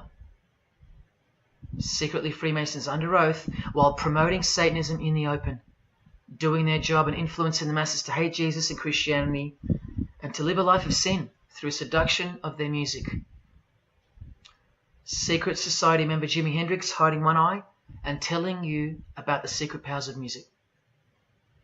Nirvana, Kurt, bass player Chris, Dave Grohl, Dave and Jack Black making the sign of the pentagram, a geometric tool used in the magical curriculum, and Dave wearing his upside down cross. Hard to listen to all those beautiful songs he's written now. Courtney Love and her daughter glorifying the symbol of Satan, and Nirvana discovering something on a road trip while covering some numbers up. Proud Satanists, all secret Freemasons. Here's Quentin Tarantino. Now that we know what we know, can you see through this picture to reach its true meaning? The all-seeing eye, whose identity is revealed by the hand gesture, which is 666, with the vow of silence and throwing up the devil's horns, which I hope you can finally see means something. Share. Can this get any more obvious now? The sign of the vow of silence being made with the sign of the devil, telling you that the secret which isn't to be spoken of is Lucifer, right there in front of you. Speaking through signs and symbols, like Confucius said, signs and symbols rule the world, not words nor laws. Cardi B, I just want you to see a few connections between the one-eye symbolism, the 666 hand sign, and the horned God symbol. Eddie Izzard, all-seeing eye, hidden hand, and mimicking the horns of the Masonic God. Oh, but men love the darkness rather than light, as the scriptures put it so solemnly. Look at how precise that statement is. With high-ranking Freemasons loving the darkness so much that they define the darkness itself as light. Watch. In MasonicWorld.com, an article by Worshipful Master John Alexander, who has journeyed from the lower degrees to the high and sublime degrees. This is the religion of our leaders and celebrities, so listen. He writes, every ritual from the high and sublime degrees that I've ever read contains the statement, I beg you to observe that the light of a Master Mason is darkness visible. I put it to you, brethren, that this is the most accurate description of Masonic light that you will ever find. Think about what you just heard, because this is what they learn. Masonic light is darkness. And this is before they enter the real religion of Freemasonry, Satanism. That's why in the high degrees the ritual states to the candidate, I beg of you to observe, meaning to ponder, to contemplate what they mean by the statement. My 32nd degree Grand Master, he never understood. And they don't push you, remember? It's all a screening process to weed out the weaklings who can't handle the truth. The truth that this is how the all-seeing eye sees things. Evil is good and good is evil. Look at what he says immediately afterwards. In keeping with our normal Masonic practice of burying our important truths deeply, the ritual sets out to immediately disguise this truth. Usually people bury their lies, but Masons bury their truths. Because their truth is that God is the devil and that we are in hell. So everything has to be flipped on its head in order for things to make sense in this place where lust creates life, where might is right, where compassion is weakness, and of course, in order to succeed. Look here, with another Freemason of the highest degree, Helena Blavatsky. She writes in her book, The Secret Doctrine. Doctrine means belief. So the book is called The Secret Belief. The Secret Belief of Freemasonry. She says, the sons of God, of whom Satan was one, all those spiritual beings were called angels of darkness, because that darkness is absolute light. Do you see how far they go to protect and glorify the darkness? Because men love darkness rather than light. If these were just randoms next door or some minor cult, I wouldn't be telling you about them, and I really wouldn't care this much. But these are not randoms. These are our heroes. These are those who have crept into the power structure very slowly since 1717, when the first Masonic Grand Lodge was organized, to overthrow Christianity and the world. These are those who we admire, trust. And these are those who have perverted our culture with one hand, the hidden hand, while upholding it with the other hand. So you can never call them out, because they run charities, nursing homes, and children's hospitals in the open, while they propagate smut, violence, debt, and of course atheism in secret. While a plethora of everyday distractions are endlessly supplied to us through entertainment and news, plowing through our lives. That's political Freemasonry, politicizing everything, including entertainment, supplying you with their heroes and their idols. And now that 95% of the world have been spiritually disarmed by thinking, oh, the world is a good place and Jesus is a myth, they've rigged our infrastructure and they're about to bring it down so they can build up their new world from the ashes. A completely new system of life on this planet is coming. I promise you that. In a book called Satan's Master Plan, LaVey affirms his commitment to destroy Christianity. Now check out Anton LaVey, once again in perfect parallel with Freemasonry, stating in the Satanic Bible, waiting at the darkness visible for that bright and morning star. Bright and morning star being a reference to Lucifer. The exact same expression as the Freemason and worshipful master John Alexander that we just heard describing Masonic light. Darkness visible. Identical language. Because Freemasonry is Satanism in disguise. This is what the initiated queen of Freemasonry, Helena Blavatsky, says of the bulk of Freemasons in her book. The knowledge of their members about the full signification of their symbols is nil. And that's of course true to the Freemasons listening. How do I know she's a Freemason? Because her diploma was reproduced on page 66 in Freemasonry Universal, Volume 5, Part 2, in the Autumn Equinox, 1929.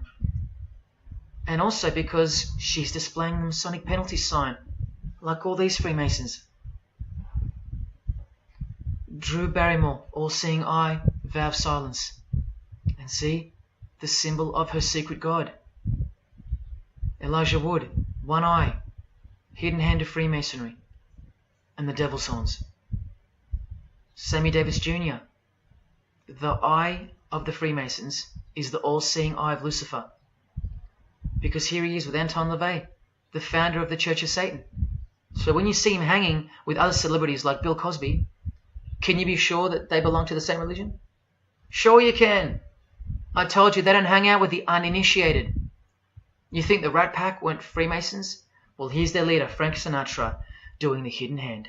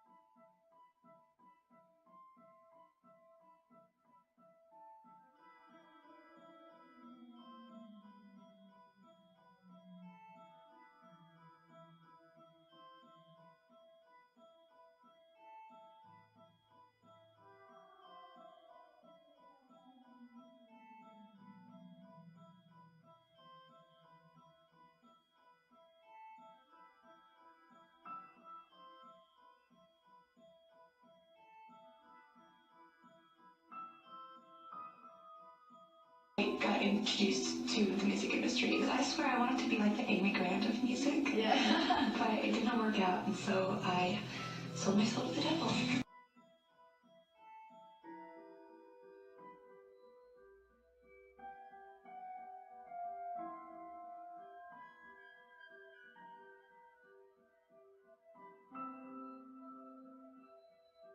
On that, have you considered maybe doing more acting? I only had a few lines.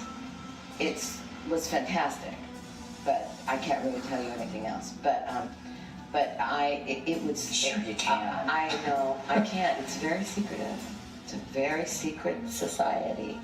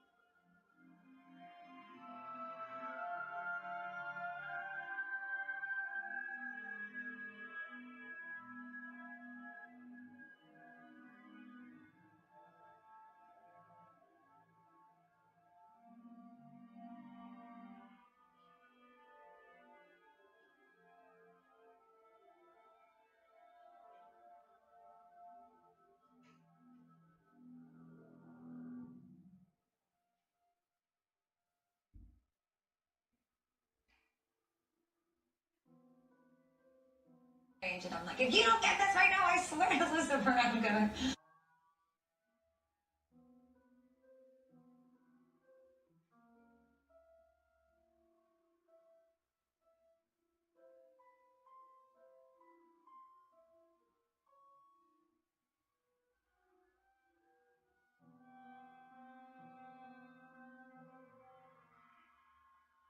poker facing with your sexuality. When I was making love to my old boyfriend, I used to think about women sometimes. Oh, good Lord. I'm sure he was delighted when you told him. Oh, good Lord. I'm sure he was delighted.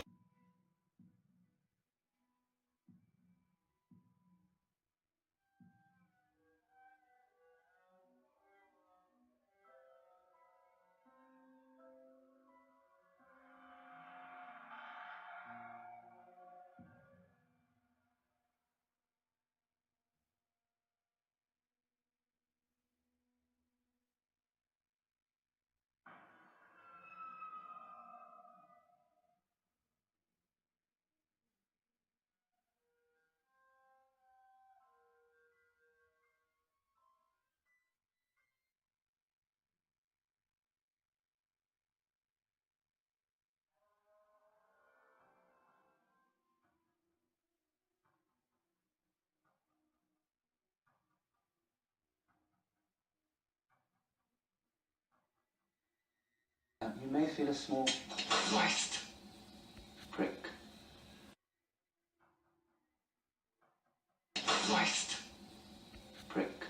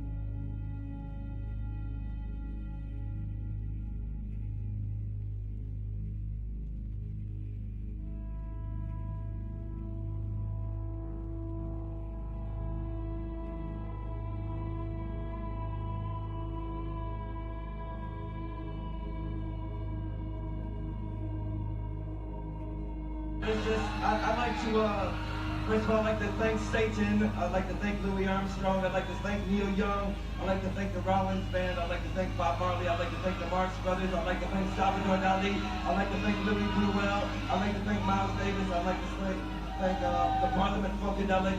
And I'd like to thank you, too.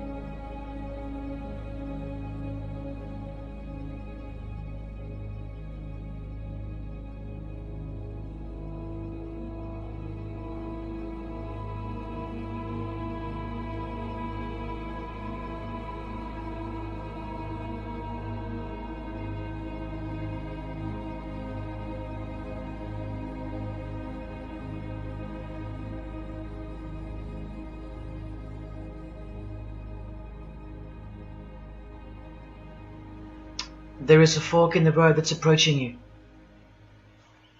And you can stay on the path which curves to the left by denying the existence of Satanism in the fullness that you've been shown. Or you can surrender to the truth and take the right-hand path. Now, where that road could lead is the sweetest risk you'll ever take. Are you still pretending that this one-eye religion of Freemasonry isn't Luciferianism? See, this here is the biggest obstacle you'll ever face. The very thing that could lead you to the prize is the very thing that will keep you from it. The reality of international Satanism. In the shadow of Christianity, Satanism has always been there. With every church that sprung up, so did its invisible enemy, the Satanic Church, growing out of sight and out of mind, from this to this. And Christianity has long been deprived of its power, as clearly demonstrable by the absolute lack of preaching against the institution of Freemasonry. Satanism's magic cloak, Satanism's magic trick, that's Freemasonry. And how they are laughing for now. So Freemasons are at the helm of the power structure of society, which means Satanism rules. And they're making their move for the new order of the ages. Are you that besotted by this evil world that you'll even deny the existence of secret societies? And what about the American president, John Kennedy? Was he just a nutjob like me? Warning us about an international secret society with an international secret plot. A Freemason trying to tell you and the world about Freemasonry. Shot through the head.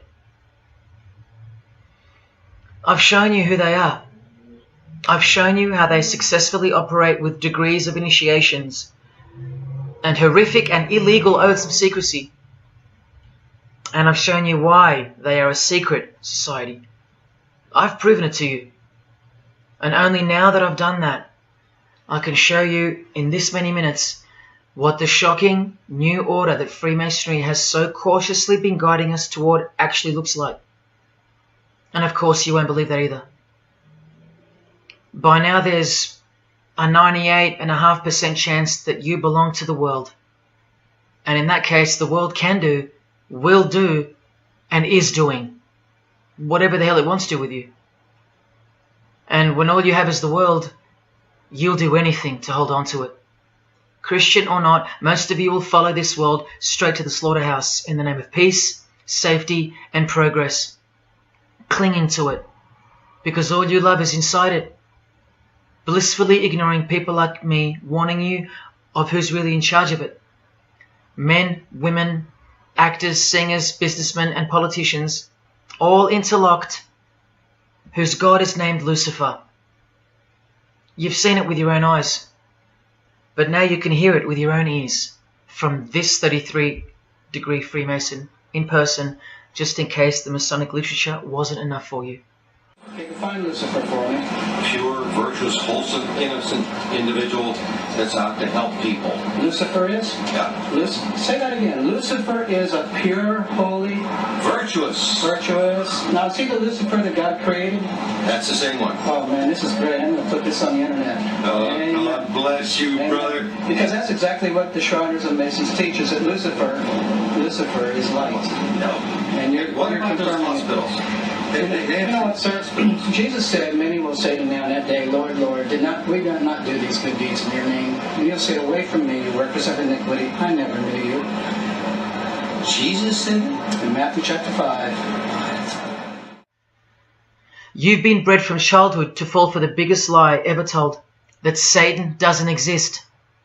And if Satan doesn't exist, well then neither does Jesus. And while your heroes and idols know full well that they do exist. And when I say you've been bred from childhood, I mean just that. Walter Disney was a high-ranking Freemason.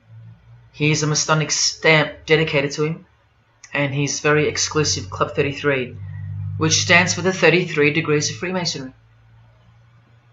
And who's the god of the 33rd degree Freemason, Walt Disney? Or Walter hides the answer in plain sight, because that's what Freemasons do. Firstly, the God of Mr. Disney is wicked. See how they veil evil with a cloak of innocence? What does the word veil itself conceal? Secondly, Walter's God is horny, symbolized by the horned god of the witches. And we all know Walt Disney loves magic, which is witchcraft. So the depictions of sex are hidden in plain sight as well. Remember, lust produces life, not love. So lust is purity, lust is love, for the high degree Freemason. And thirdly, he hides the number of his God's name in the open as well. No, that's not a 666 you're seeing interwoven in the design. That would be ridiculous, wouldn't it? Not even when they separate the sixes from the name, all three of them, and place them together for you like this, in plain sight.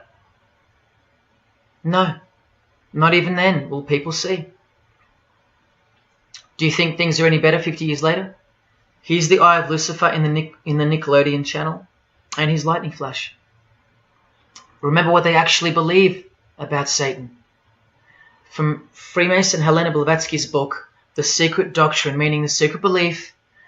Who is Satan? He is the angel who was proud enough to believe himself God, brave enough to buy his independence at the price of eternal suffering and torture, beautiful enough to have adored himself in full divine light, strong enough to still reign in darkness amidst agony. Helena Blavatsky is suggested as recommended reading by the Encyclopedia of Freemasonry right here. And the Grand Pontiff of Universal Freemasonry, speaking of Lucifer, Satan and the Devil on page 407, writes that to the initiate, the devil is the instrument of liberty or free will. That's who Lucifer is to them, okay? To show you how little you know of who you're dealing with, and the extent of this religion's influence and power, not to mention their plans, let me jump ahead for a minute. Watch this. This is Lucius Trust.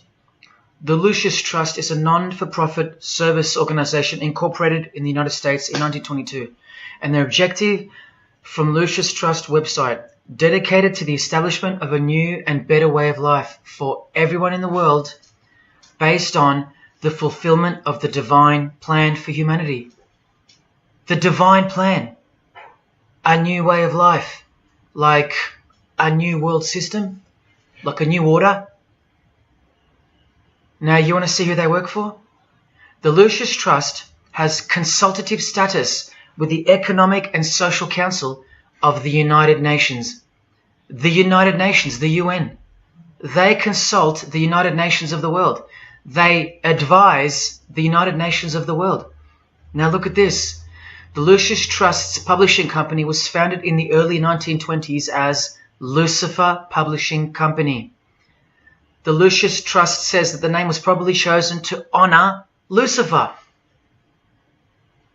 What on earth does a modern day consultant to the most powerful and progressive force engaged in uniting all nations under one banner, the UN, have to do with the fallen angel of the Holy Bible? The one that Jesus Christ told us would manifest on earth as a world ruler, to deceive the whole world into a new world system. Yes, that angel. Why on earth would they honor that angel? Well, that's easy. They were founded by Freemasons. Incorporated into the United States by Alice Bailey and her husband Foster. Well, here's a book written by Foster the Freemason, The Spirit of Freemasonry, published by Lucius Press, also known as Lucifer Publishing. And one last thing, if you dig a little, you'll find an article on their website, The Esoteric Meaning of Lucifer, on a modern company website with consultative powers to the United Nations of all things. Wow, I really hope you're seeing this. In the article it states that the Baileys had enormous respect for H.P. Blavatsky, who stated in her renowned occult book, The Secret Doctrine, on page 245 in the chapter called Holy Satan. It is Satan who is the God of our planet and the only God. Then the article goes on to say that the Baileys sought to elicit a deeper understanding of the sacrifice made by Lucifer. Everything has been reversed. Evil is good, Jesus is the enemy, and Lucifer sacrificed himself for you, not Jesus Christ, the one who washed the feet of his disciples and the only one they fear. Modern progressive atheists do not influence world events, people. Satanists do. Remember the goal of the Lucis Trust? The fulfillment of the divine plan for humanity. Yeah, the divine plan exposed by Jesus Christ in the Gospels. Hence their war on the Bible and the abolition of it from the school system and even from modern Christian churches who dare not preach from the book of Revelation. Your most highly evolved and contemporary leaders of society secretly believe that in the theosophical perspective, the descent of these solar angels was not a fall into sin or disgrace, but rather an act of great sacrifice. They believe in the fallen angels and their revolt against God as revealed in the Bible, led by the devil, the chief commander of Freemason Bob Dylan, remember? These people make contact with these fallen angels, with the royal art of Freemasonry called witchcraft. Please stick around. Let me show you that. How many solar angels does the Bible say followed Lucifer out of this heavenly realm?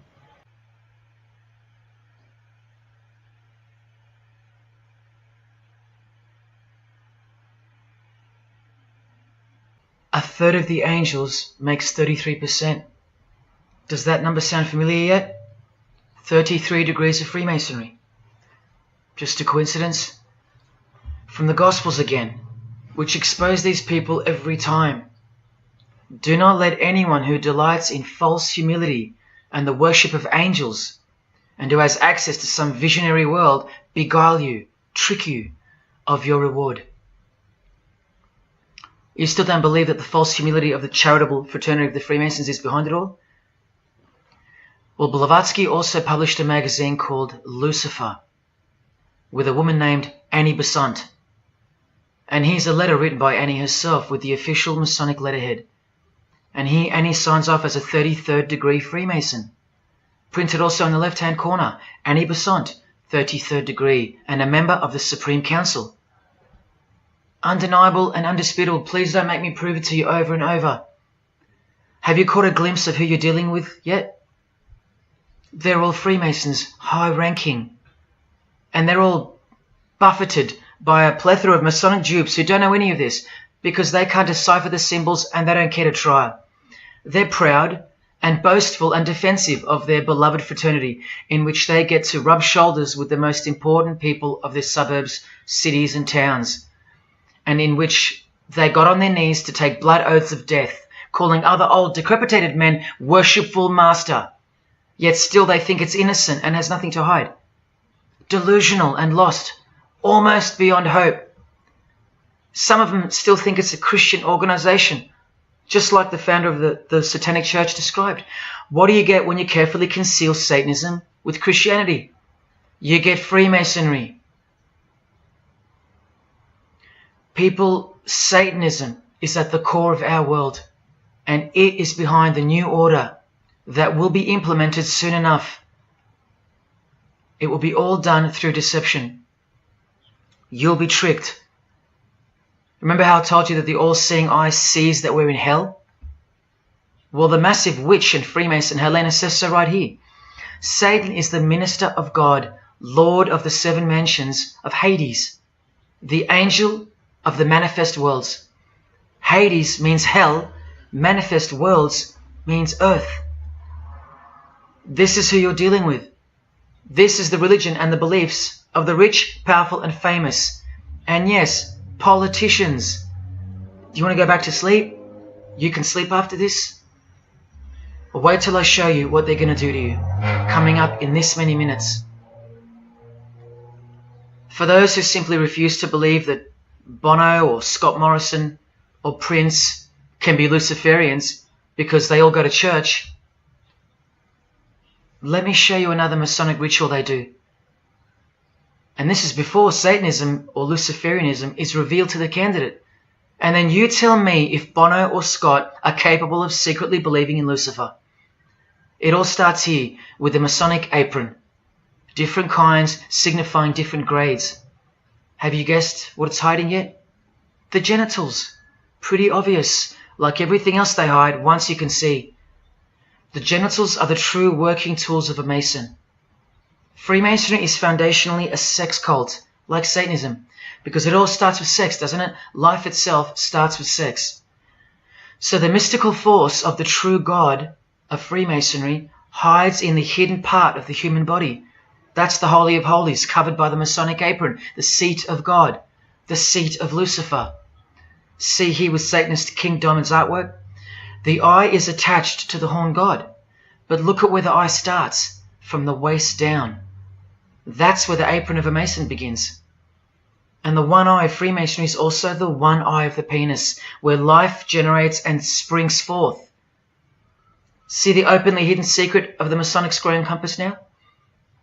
You're looking at the sex act. That's the female in missionary position, and that's the male mounting her. The sex act.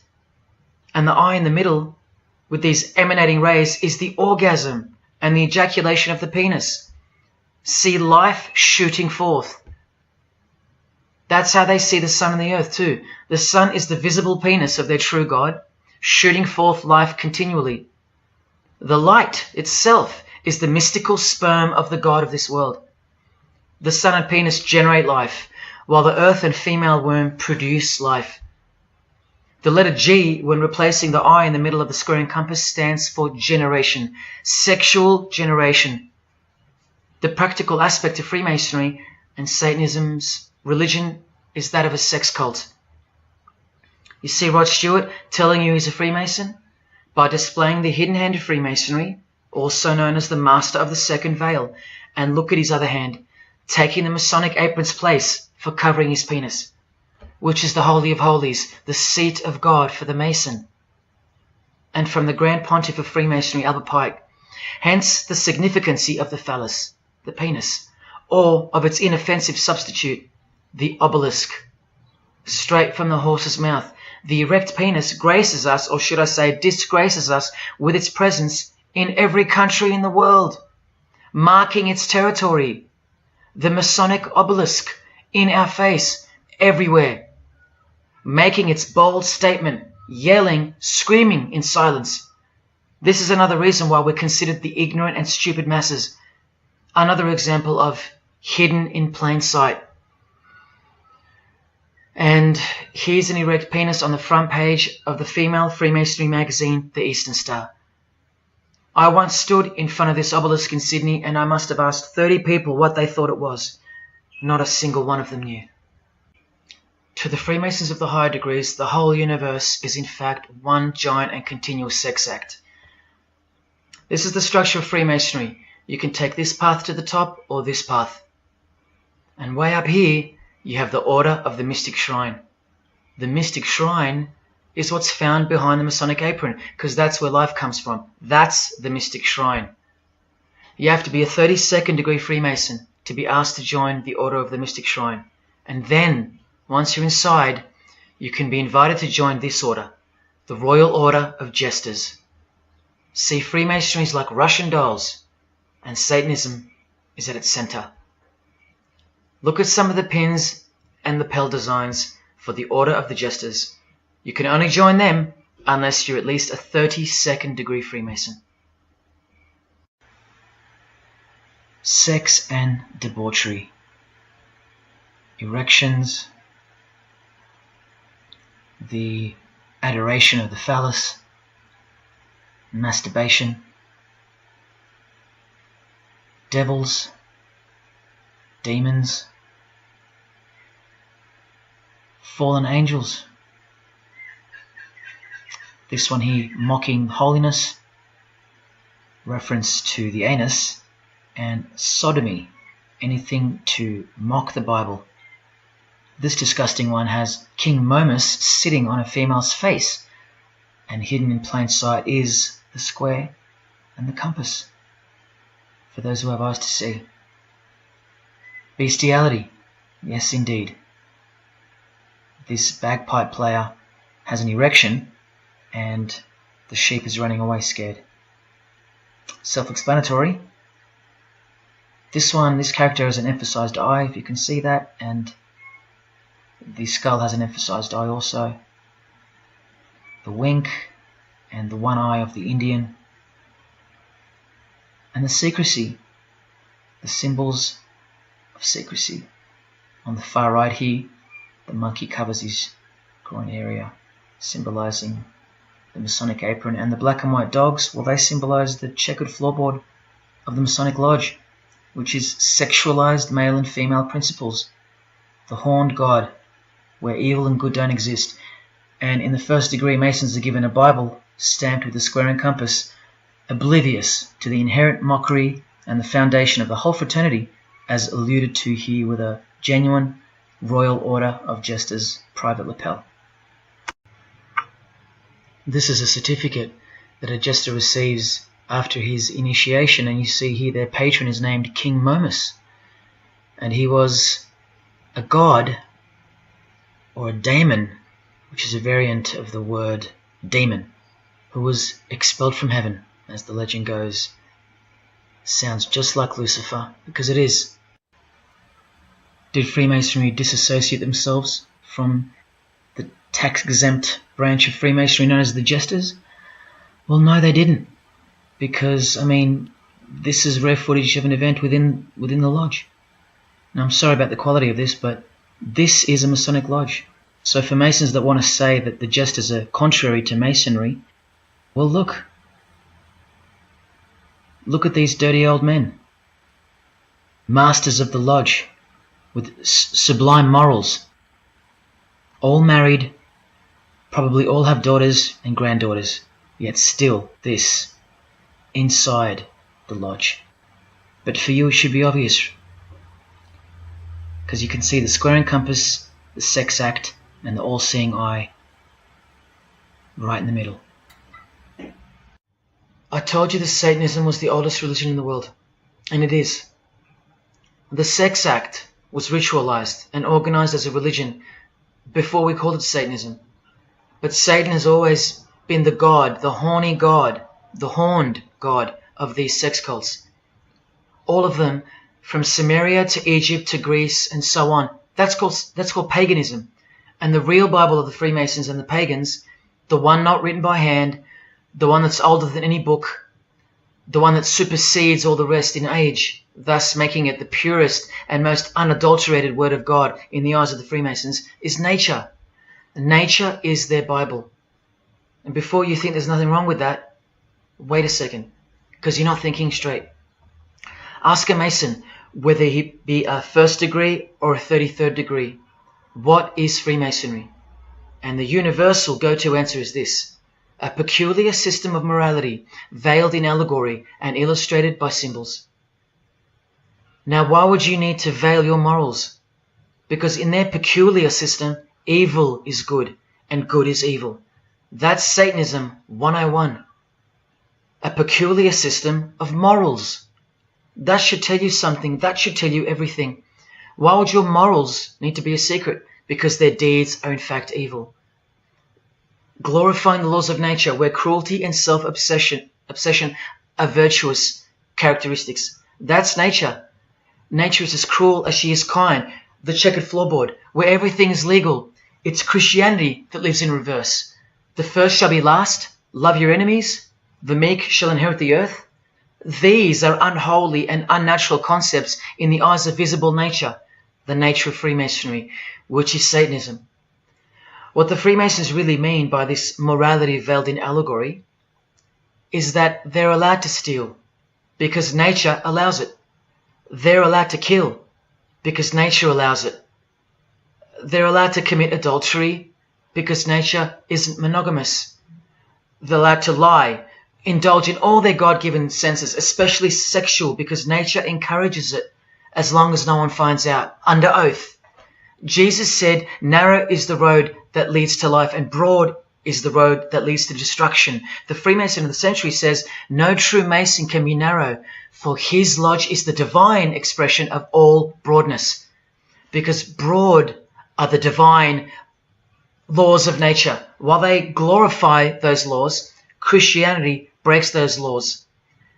It becomes supernatural, because only then can you love your enemy. And so it goes that Christianity is despised by Freemasonry, the real Freemasons, because their Bible is nature. And by nature, they know the personality traits of their God, Satan, because he's the God of this world, just as the Freemasons, the enemies of mankind, say that he is. And just like Jesus said he was too. So they believe that Jesus is evil because he denies human nature and burdens us with the knowledge of sin. Observable nature, that's what guides the Masons' ethics and the Masons' morals. That's why they're called Freemasons. Believe you me, because they're free from moral obligations, free from sin, from guilt. They're free from Jesus Christ. These people are introducing this new system of the world, this new age. You're going to miss Christianity when it's gone. Mark my words. Because you have no rights in the eyes of nature, which is the Bible of Freemasonry and Satanism. And soon that will become painfully plain as a fact of life. Now please, I give you fair warning of what's to come in this presentation. It's very disturbing, or at least it should be. But cause to celebrate follows the disgusting things you're about to see. This is precisely where my own life and well-being come into danger. So let me say this right now. If you hear of my sudden death, or of my possession of 0.5 kilogram of cocaine or child porn, or my overdose or my suicide, remember this video. And if something so unfortunate should happen to me, may it serve as a catapult to you and as a remembrance of the conclusion to this presentation, which is this many minutes away. Do I really think they're going to make me pay for this video, for breaking my oaths? Well, seeing as people are so far gone, lost in the illusion that secret societies have constructed around you and inside you, and seeing as they can simply pull this video down, close my account and whatnot, no, I don't think they'll come after me. But if they do, let me say this to the Grand Lodge that orders my demise right now. Jesus wins. So in saying all that, here we go. Is Scott Morrison a Satanist?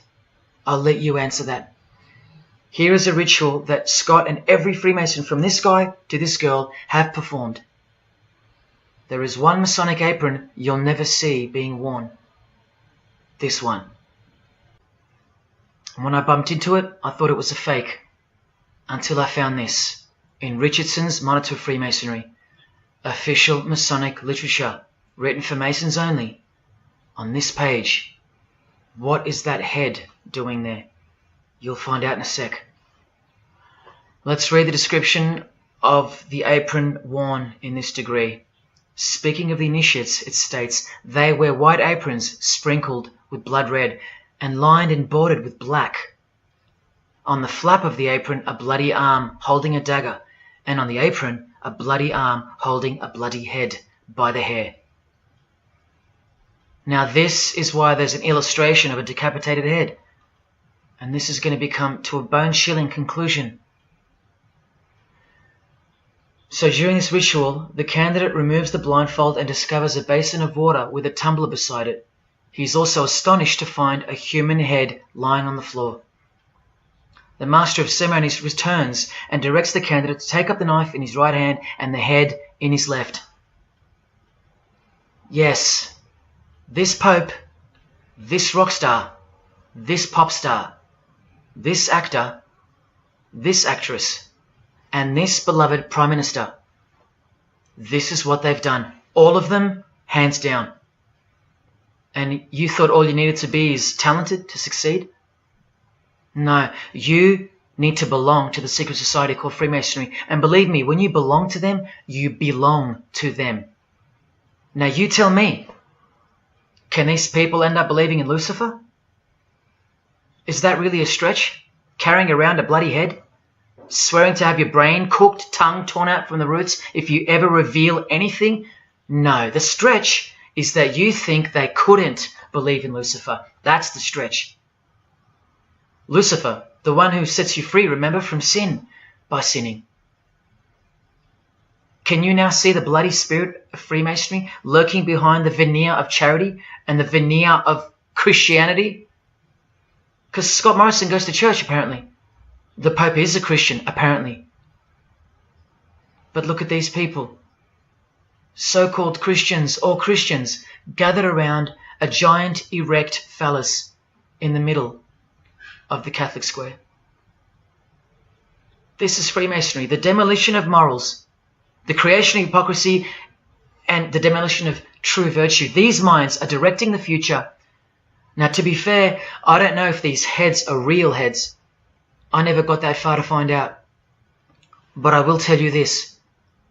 All the skulls they use they're real. All the skeletons they use they're real. And they run every single noteworthy funeral home in Australia and the world. I know that personally and for a fact. Once again, you are only seeing the tip of the iceberg, because I can't bring myself to tell you about what I really know of the rituals that come after the 33rd degree Freemasonry. For as much as they celebrate life in various grotesque ways, they also celebrate death in ritual form, which are the things I can't speak of to you. They have to celebrate death in order to prove that they can see things through the all-seeing eye, the one that sees above evil and above good, the checkered floorboard, where things kill each other to live, where life is cruel, where morals are broad.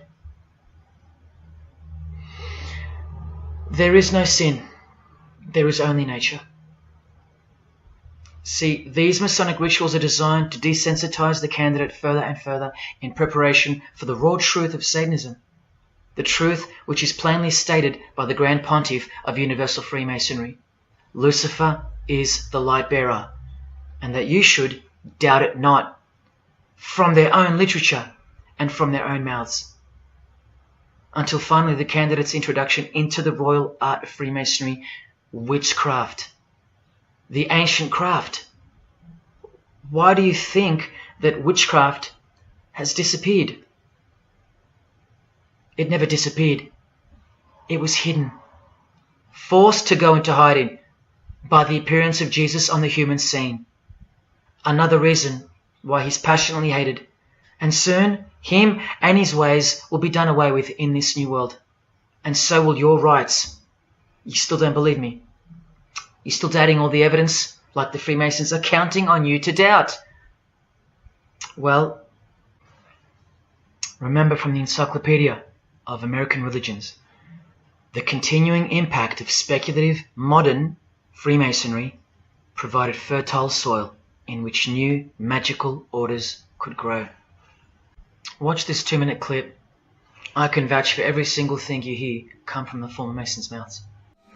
In the initiation in Freemasonry, we had to be recommended by another Mason.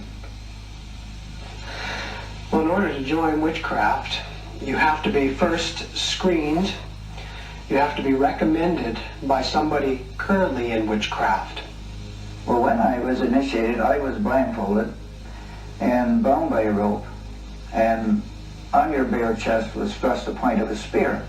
In witchcraft, we were initiated through a very involved ritual, initiation ceremony, wherein the candidate was led blindfolded, bound by a rope to the edge of the magic circle. And the rope is around your neck and you're led forward. And up front, at the eastern end of the building, is a person who's a worshipful master. And you kneel down before him as if he were a god. You were met by the high priest or high priestess at that time, usually with a sword to your chest. When I went to enter the lodge, a sharp object was put to my left breast. And I was warned that should I reveal any of the secrets of Freemasonry, to know what to expect. When you're presented before the high priest, a sword is held against your chest, and you actually take a blood oath, promising to remain faithful to the secrets of witchcraft. Well, when you are in the room, this blindfold is taken away from you, And this is a time when they say that you're coming from darkness into light. During the initiation ceremony, the initiate is led by the lieutenant of the high priest and is challenged at the edge of the circle by someone saying, "Who goes there?" And the answer is, "One from the world of darkness." In Masonry, the prayers are ended with "So mote it be." Oh, and one of the other aspects of, or distinctives of the craft was that we would always end any spell or ritual where we released the power, this is where the power was released, with the word "So mote it be." By now this should sound like a stupid question, but why do you think that the initiation ceremonies into witchcraft are almost identical to that of Freemasonry? I'm not even going to answer that. Come on, people, wake up with me. Here's Kylie Minogue, a Freemason, okay? Hidden hand of Freemasonry and the one-eye symbolism of the god of her religion. Now here she is giving the vow of silence, but what the masses fail to see is what's written on the book she's holding. Witchcraft, the royal art of Freemasonry. This is what her vow of silence is referring to in the picture. Yes, Kylie Minogue is a witch. And if you're still that deluded by the magic wand that is television, entertainment, movies, media and whatnot, then you'll no doubt fail to use the incredible eyes that God gave you, from which to see the real world with, the evil world, where Satanists are at the helm.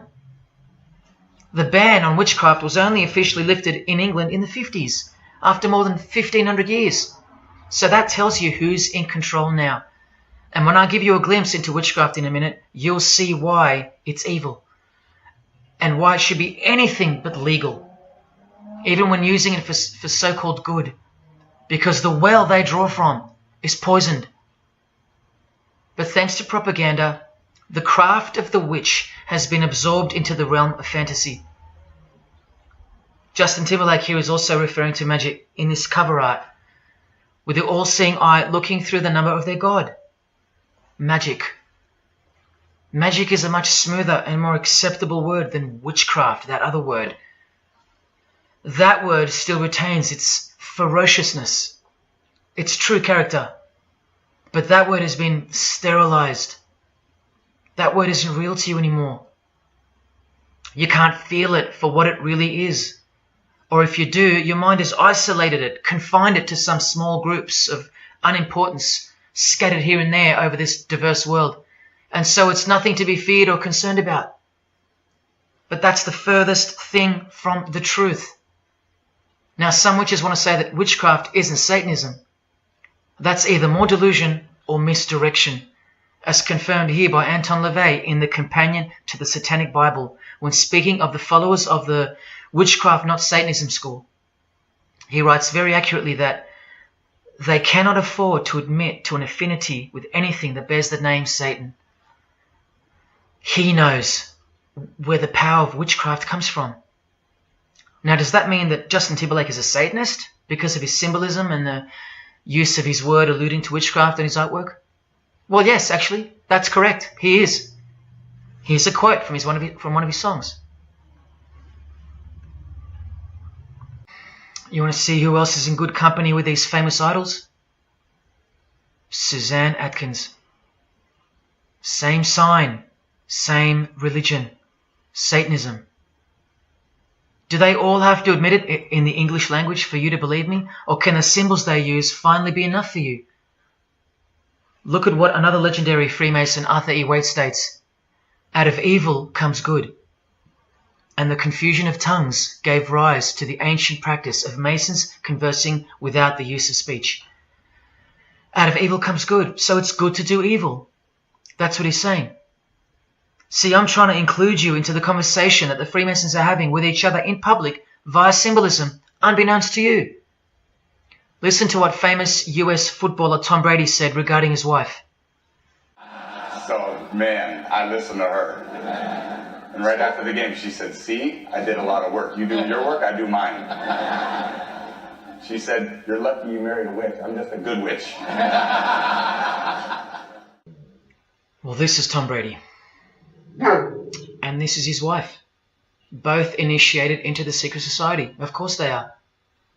Wait, she's not displaying the one-eye symbol of the Freemasons, is she? That's just art, isn't it? Well, no, it's not. She's a witch, and her husband just told you she was. Here's Steve Miller's front cover to the famous song Abracadabra, and he covers his eye because he's a member of the one-eyed religion, and abracadabra is a legitimate word used in witchcraft. Here it is in the 100-year-old Encyclopedia of Freemasonry.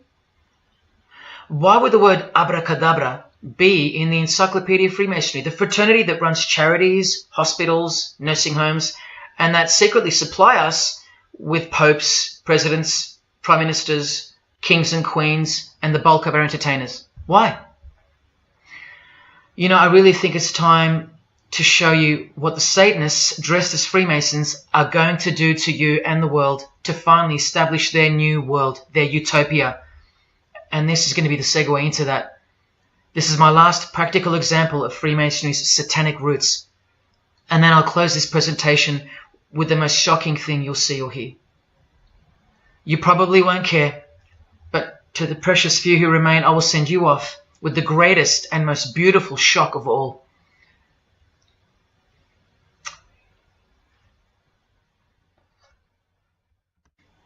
This is Jay-Z inside his Masonic Lodge. You could see the Masons in aprons in front of him. This is where Jay-Z takes his sick oaths of silence, kneels down in front of other men, and calls them Most Worshipful Master, an appalling title to give to a man on this planet. Jay-Z the Freemason writes songs like this. This one's called Lucifer. And in Empire State of Mind he writes, Jesus can't save you. Life starts when the church ends. Oh, but he can save you, Jay-Z. He can even wake you up just before you collide into a concrete wall doing 120 kilometers an hour. I should know.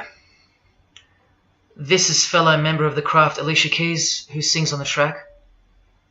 Here she is, showing her allegiance and wearing the broken and bloody cross of Jesus Christ, the occult peace sign, pure hatred for Jesus. There is peace when your conscience has been killed, seared to sin, and you can indulge to anything, a false and temporary kind of peace, no doubt. Here's a shot of Jay-Z's clothing line, purely Masonic, The Craft. Well, this is the craft he's referring to. This is him with well-known witch Marina Abramovich, also showing her sign of allegiance to Freemasonry. Now here we go. Here's Jay-Z wearing a most revealing top and the dead giveaway that you need to see behind the curtain of Freemasonry. Do what thou wilt. Do whatever you want. That's the adopted motto of the most notorious Satanist of the 20th century, 33rd degree Freemason, Aleister Crowley. Here is his certificate of appointment, known as the 33rd degree inscription and the double-headed eagle of Freemasonry. And here, next to his name on the certificate, including the symbol for a Grand Commander of Freemasonry, as shown in their encyclopedia. But to really confirm that he's a Freemason, here he is doing the Masonic sign of the Master of the Second Veil. Now here's a legitimate letter from Aleister. Again, the addition of his inscription of the 33rd degree, and he signs off with a symbol of the past Commander of Freemasonry. What does he write beside it? Baphomet. This Baphomet. Now listen to this man to get a clearer picture of the truth behind the secret religion of the stars and the leaders of the world. Aleister is the founder of a Luciferian church called the Ordo Templi Orientis, and he named himself the Beast 666, straight from the Bible, depicting the number of wickedness in human form.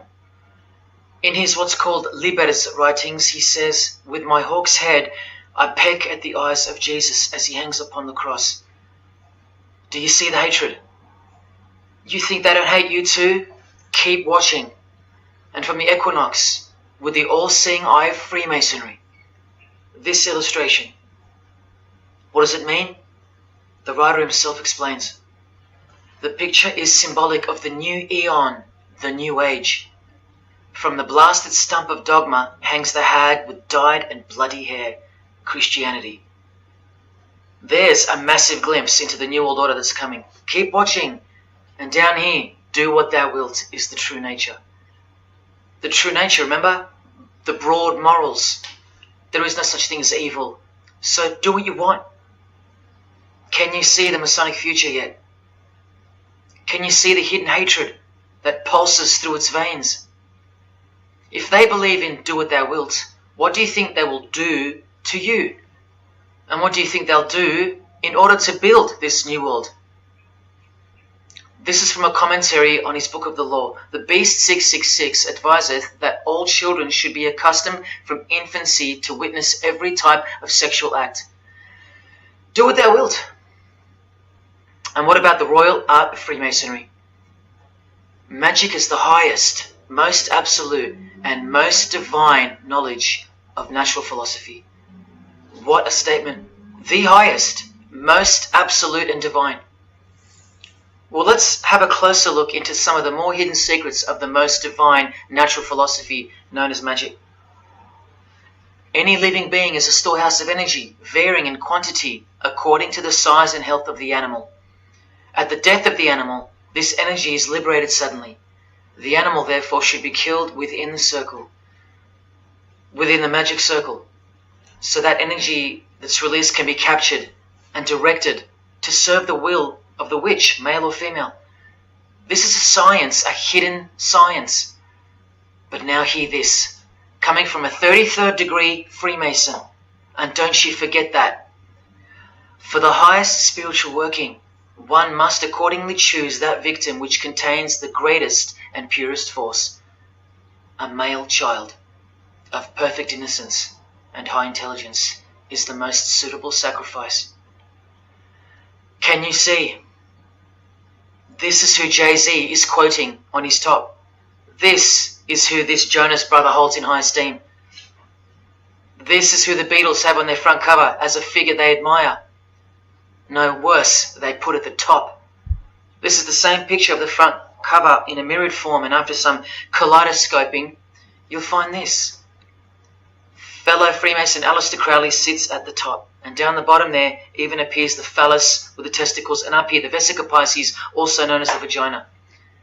Does this picture make more sense now? All Freemasons, yes indeed. And by the way, that's where Jay-Z got his symbol from Satanism, as portrayed here by Satanist and Freemason Aleister Crowley and by Satanic Church founder Anton LaVey. Does anyone still think that Freemasonry isn't Satanism in disguise?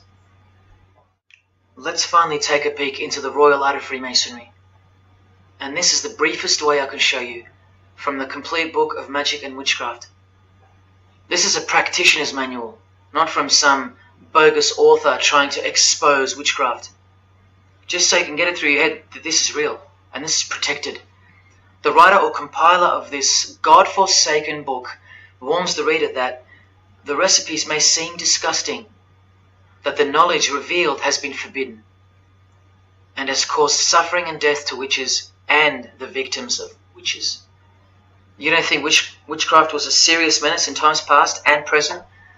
Come with me, and I'll show you how bad this menace actually gets, as the world's most powerful and secret religion moves ever closer to fulfilling its biblical destiny, and it will. Close your eyes or not, it will fulfill its destiny.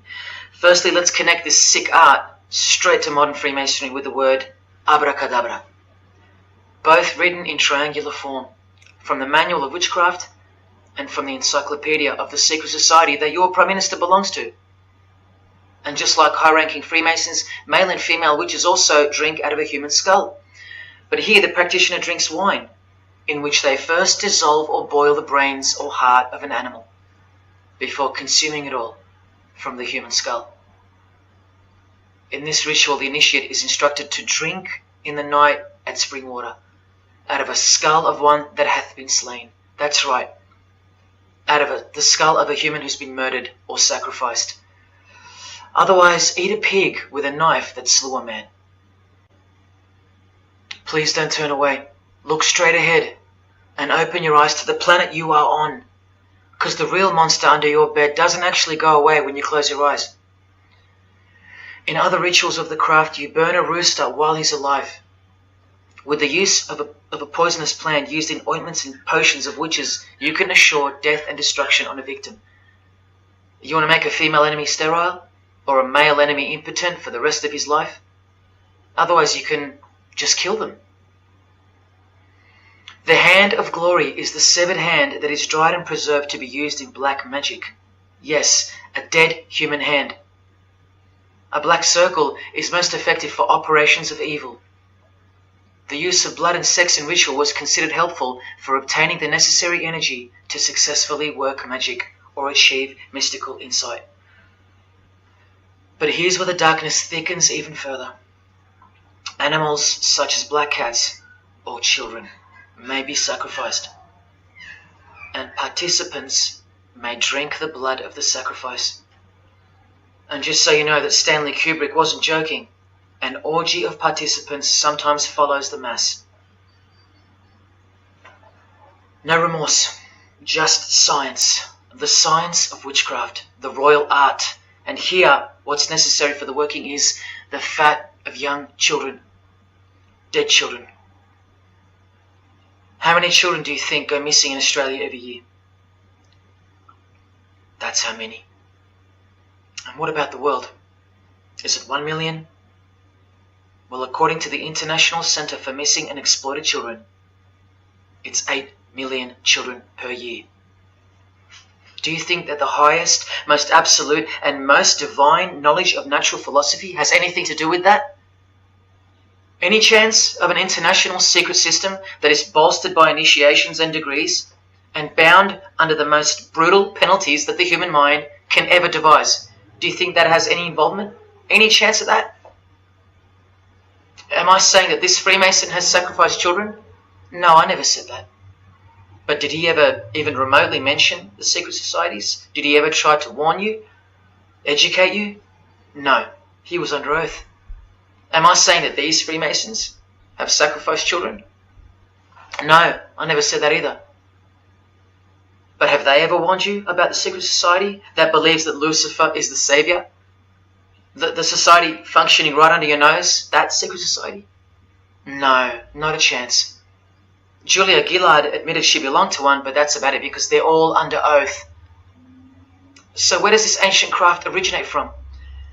It originates from the spirit realm, from spirit beings. That's who taught mankind the royal art before civilization began. In this chapter, The Rites of Satanism and Witchcraft, the manual explains that a typical satanic Sabbath was, number one, a homage to the devil, usually performed as the osculum infami, also known as the kiss of shame, which is so shameful that we'll just put it this way. The ritual involves kissing the hindquarters of the devil, the rear. Surely this is far removed from anything to do with Freemasonry. People, the original order of the Knights Templar were found guilty of this very same obscene ritual. And where do you find the modern variant of the Knights Templars of today? I told you, in the highest degree of Freemasonry, right here.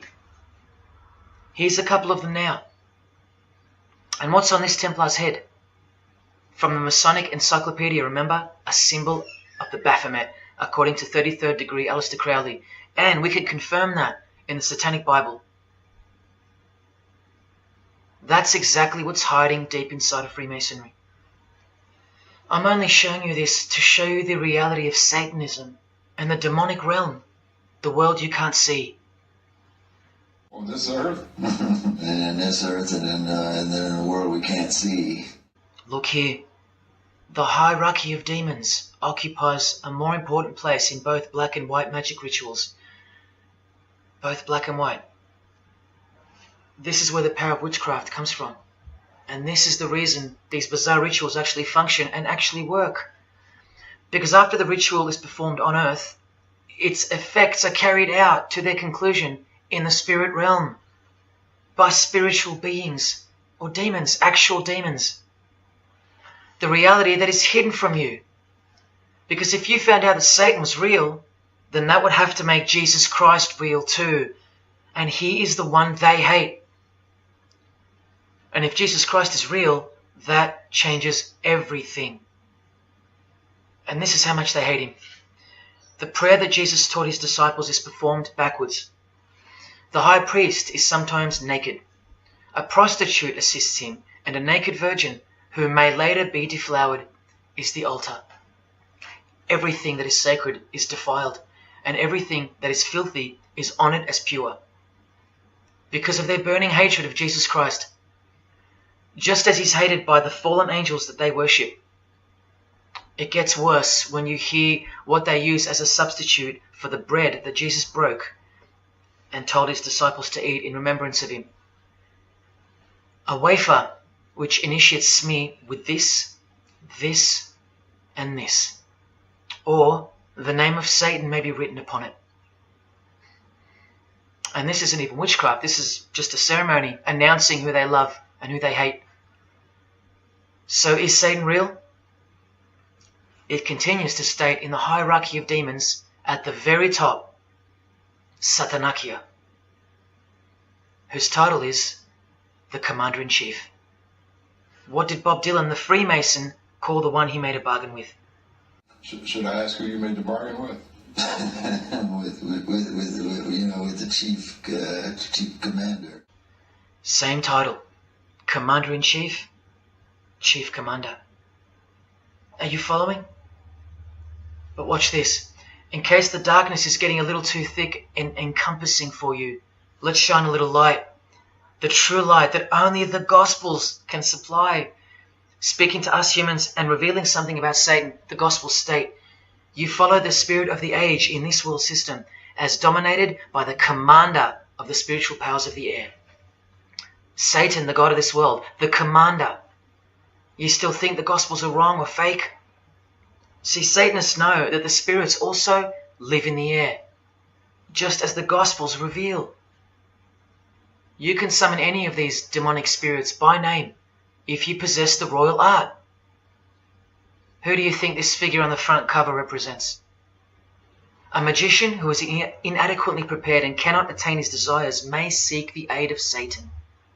That's who this is. Now that you know, hopefully for a fact, that these are people at the top of the human food chain, do you think they'd be fooling around with stupid fairy tales? No, witchcraft and Satanism is absolutely real, hence their earthly power. This demon here, fifth in the pyramid structure, holds the title of Inspector General. And what's the title of the highest degree in Freemasonry, who exists in every local lodge in every suburb, a suburb near you? Inspector General. Same title as the living demon. Do you believe me now? You can even conjure Lucifer himself, or be Beelzebub, who the Gospels call the Prince of the Devils. Both of whom are listed as superior spirits in this book of witchcraft and magic. I can show you so much more from this disgusting book, but I'll cut it off here with the seal of Saturn, a demonic sigil from the complete book of magic and witchcraft. And this is his seal. Can you see? Do you see? This is the society that lives amongst you, above you. The one-eyed religion of Freemasonry, hidden right in front of those who have their eyes wide shut. I'm going to now show you what that world that they are building, from the ashes of the one you're currently living in, looks like. But lastly, to drive this business of blood sacrifice home, here's American rapper Azealia Banks with the 666 hand sign, and now over the all-seeing eye in her video, the eye in the triangle of the Freemasons on her shirt, and the devil's horns, her liberator, her master, her commander. And now displaying the secret society vow of silence. Along with that, the last brief glimpse into the highly concealed royal art of Freemasonry. The amount of crap that's about to come off my floor right now, guys. Oh my god. 3 years worth of brujeria. Yes, you know I gotta scrape all this shit up. And what does brujeria mean? You know what it means. Witchcraft. Azealia Banks, the witch, with her eye in the triangle shirt, and the logo of, for example, the Grand Lodge of Freemasonry in Spain. one and the same symbol. The logo of the fraternity of the Freemasons and the logo of this Church of Lucifer. The one eye. One and the same symbol. Freemasonry has deceived you. Yes, people, now you know how Satanism has functioned out of sight and out of mind. You still think there's no such thing as witchcraft? Or that it only existed in the olden days? You still think that blood isn't a part of the royal art? You still think that local Masonic lodges of the world are not filtering systems for Satanists and a cloak for organized Satanism with a grand master plan for the world? You think there's nothing to the blood sacrifice of Jesus Christ? After seeing all this and the Azealia Banks clip, and after realizing that there exists a hidden and guarded science of the art of blood sacrifice, you think there was no science behind Jesus' crucifixion, a deeper reality that we can't see or understand? You think Jesus didn't know what he was doing? Or are you one of those who still think he didn't exist? Tell me, how can they hate something that doesn't exist?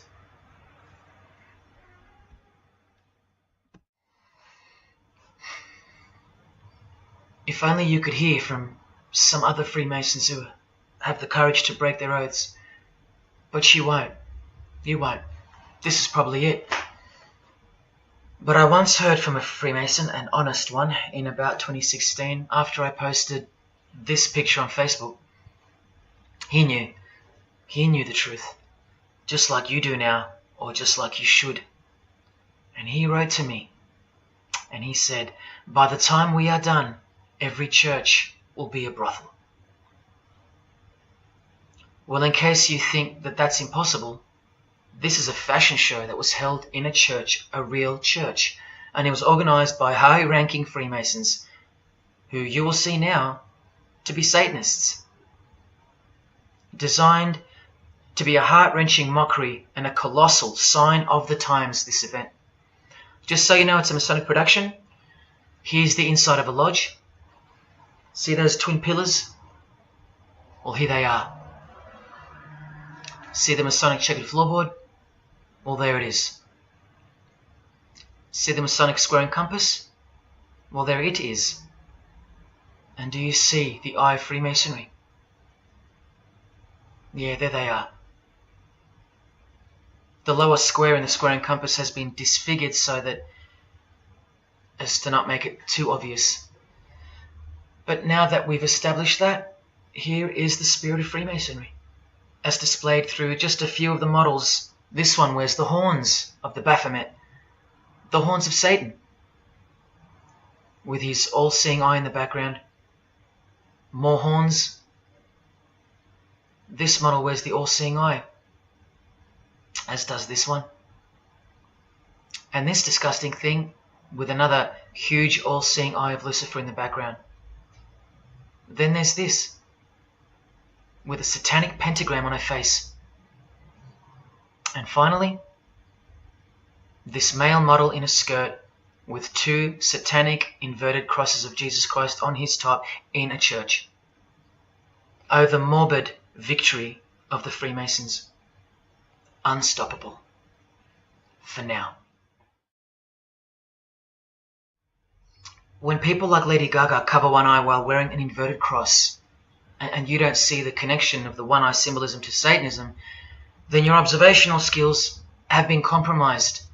In the span of 2 days, I saw these ads in my local shopping centre. And that alone tells me that the satanic age is here, manifesting all around us, seemingly invisible, while you look straight ahead through the symbols. Just like the initiation process of the secret societies themselves, society at large must be incrementally introduced and seduced into further depravity and self-love. And haven't we been slowly but surely perverted over time, degree by degree, until we think that men dressing as women is beautiful and healthy, anal sex is a form of expressing love, the sick world of pornography is considered as liberating for women and men, and protected by free speech. In California, babies are allowed to be aborted after birth because it's a woman's choice. And that's not considered murder. A world where we should applaud young children like Desmond is amazing, cross-dressing while he dances for gay men at a gay bar on a podium because he's paving the way for the kids of the future. And we should get shamed, fined, and even jailed if we point out that this is sick, sinful, and dare call it evil, which is what it is. What spirit is behind Desmond is amazing? Oh yeah, an evil spirit, no doubt about it. You think Freemasonry and their peculiar morals aren't behind the decline of Christian morality and morality worldwide? It's all by design. The Masonic war on Jesus and the Christian social structure, generally undetected by human perceptions, and still people will write to me and comment on how absurd what I've said is. A cloud over the eyes of their heart. Well, I'll tell you this. There is no bigger axe that has ever been grinded than the one Freemasonry grinds. Because the appearance of Jesus Christ pretty much destroyed their religion, drove it underground, and they will have their revenge. Soon you're going to see it. We've all been initiated into the lowest levels of materialistic Satanism under the banner of secular humanism. I know blokes who think that life's great, mate. Life's terrific. Life's what you make it. Evil, Lucifer, Satan, these are just words that Christians invented to help them sleep better at night. There are no cults. There are no conspiracies. John F. Kennedy's speech about secret societies plotting against the world, that's not relevant anymore. That's history. There's no such thing as Satanism amongst civilized people. Oh, children, when darkness comes to your door, takes your wife, takes your health, your job, your home, your freedom, your children, then you call out, oh my God, this is evil. Why is this happening to me? Well, here comes the darkness. Here comes the evil. You want to know what the New World Order looks like? You want to know what the future holds? You want to know what horror is coming to our planet? As Jesus told us, for then there will be great distress, unequaled from the beginning of the world until now, and never to be equaled again. Ladies and gentlemen, welcome to the Masonic New World Order. These are the mysterious Georgia Guidestones, also known as the American Stonehenge. They are a set of granite monoliths which were constructed in 1980 and funded by an unknown and anonymous group and commissioned by a man using the pseudonym R.C. Christian. On a ledger beside the monument is written, "Let these be guidestones to an age of reason." Here we have a reference to a new age. With this, we get a clue as to the spirit behind the structure. The Age of Reason happens to be the title of a book by Thomas Paine. Now, you can colour him any which way you want to, but whichever way, one glaring colour shines through. Thomas was a hater of Christianity. That's the second clue to the spirit behind the Georgia Guidestones. The third is the fact that the Guidestones feature as what could be seen as a replacement to the Ten Commandments of the Christian God with the new Ten Commandments of the New Age. Because I will not steal, cheat, lie, kill, and so on. They're just, well, too narrow for the New Age, for the Age of Reason. Clearly designed to be a take on the biblical commandments, being 10 in number. They are all very vague indeed. But anyone can ascertain the horror that must first take place before this New Age can begin by looking at the first guideline. Because this one's not vague at all. Maintain humanity at under 500 million. That's right, a reduction of at least 7 billion human beings would be necessary for that. This thing cost the equivalent of $500,000 to build, and the street it's located on is named after it, so that tells you how much reach its creators had. Its presence alone is a disgrace and a declaration of execution to most living people alive today. But let's go on to the fourth clue as to the spirit behind these monuments. the monuments outlining the Age of Reason. The name R.C. Christian, the so-called person who commissioned the building of these giant slabs, anyone who's versed in secret societies or is a high-ranking member themselves would instantly recognize the pseudonym as a reference to the secret society known as the Rosicrucians, which is just another secret society branch that exists under the umbrella of Freemasonry, which is an extension of all secret societies of the past and is now the mother of all of them. In this Masonic website, Worshipful Master Win Westcott urges the Freemasons to consider their status as Rosicrucians. The RC stands for Rosenkreuz. Christian Rosenkreuz is the mythical founder of the Rosicrucian order. And as impossible as it is for me to prove that Thomas Paine himself, the writer of Age of Reason, was a Freemason, he did also write this book, The Origin of Freemasonry. That is the spirit behind the Georgia Guidestones, the satanic spirit, and a straight off the bat view of this approaching new age. I told you, the whole system is about to change, and it's not going into the future, it's actually going back into the past.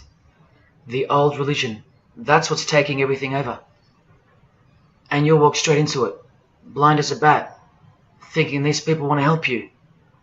They will appear as your saviors, forgetting or never being told in the first place that all this time there have been two societies in the world. The visible one, which is the one we're in, and the invisible one. Remember that the invisible one considers you profane, vile, and vulgar. Why on earth would they want to keep you around? In a book I can't mention written by them, people are referred to as useless eaters. We've become excess inventory, redundant, and past our use-by date in their eyes. Think about this. According to a prediction by information technology and research advisory firm Gartner, 1/3 of jobs will be replaced by software, robots, and smart machines by 2025. That's 4 years away. Google engineering director Ray Kurzweil anticipates that robots will have reached human-level intelligence by 2029. And by 2050, 80% of all jobs will be eliminated by automation. What on earth are you and your family good for then? What do you think the secret society will do to the vile multitude then? The utopia is coming, but it ain't your utopia. You still think that by the measure of the minds of international Satanism, you should be kept around? This excess baggage that the bulk of society has become? No, no, no. The new age is dawning. And generally speaking, you're not invited. It'll just look like you are. Remember that Charles Darwin, the Freemason, is listed as an influential figure in the Satanic Church. So mass murder and mass death are natural and necessary themes in the name of evolution, an artificially induced evolution into this. He is the same image in real life in Eilat, Israel, seemingly unrelated to the seal on the US dollar bill, right? But standing in glory with a Masonic square and compass, telling you exactly who owns this pyramidal symbol, complete with the one eye on top. Same symbol, same designers, worshipping the same God. You should be getting goosebumps by now. Is this a conspiracy led by international Freemasonry? Oh, you don't have to bet your life on it, because your life has already been placed as a bet on your behalf and without your knowledge, but with your permission, because all of the information is hidden in plain sight. In your face is where it's hidden. You're going to lose this battle unless you've been hidden in Jesus Christ, the only one who warned you that the new age is a trap and that it is the climax to this epic drama being played out on planet Earth. Now hang on, brace yourself, because I ain't going to let you down. This is a magazine called The New Age, but if you press rewind, you can find its source. Supreme Council of 33 Degree, Freemasonry.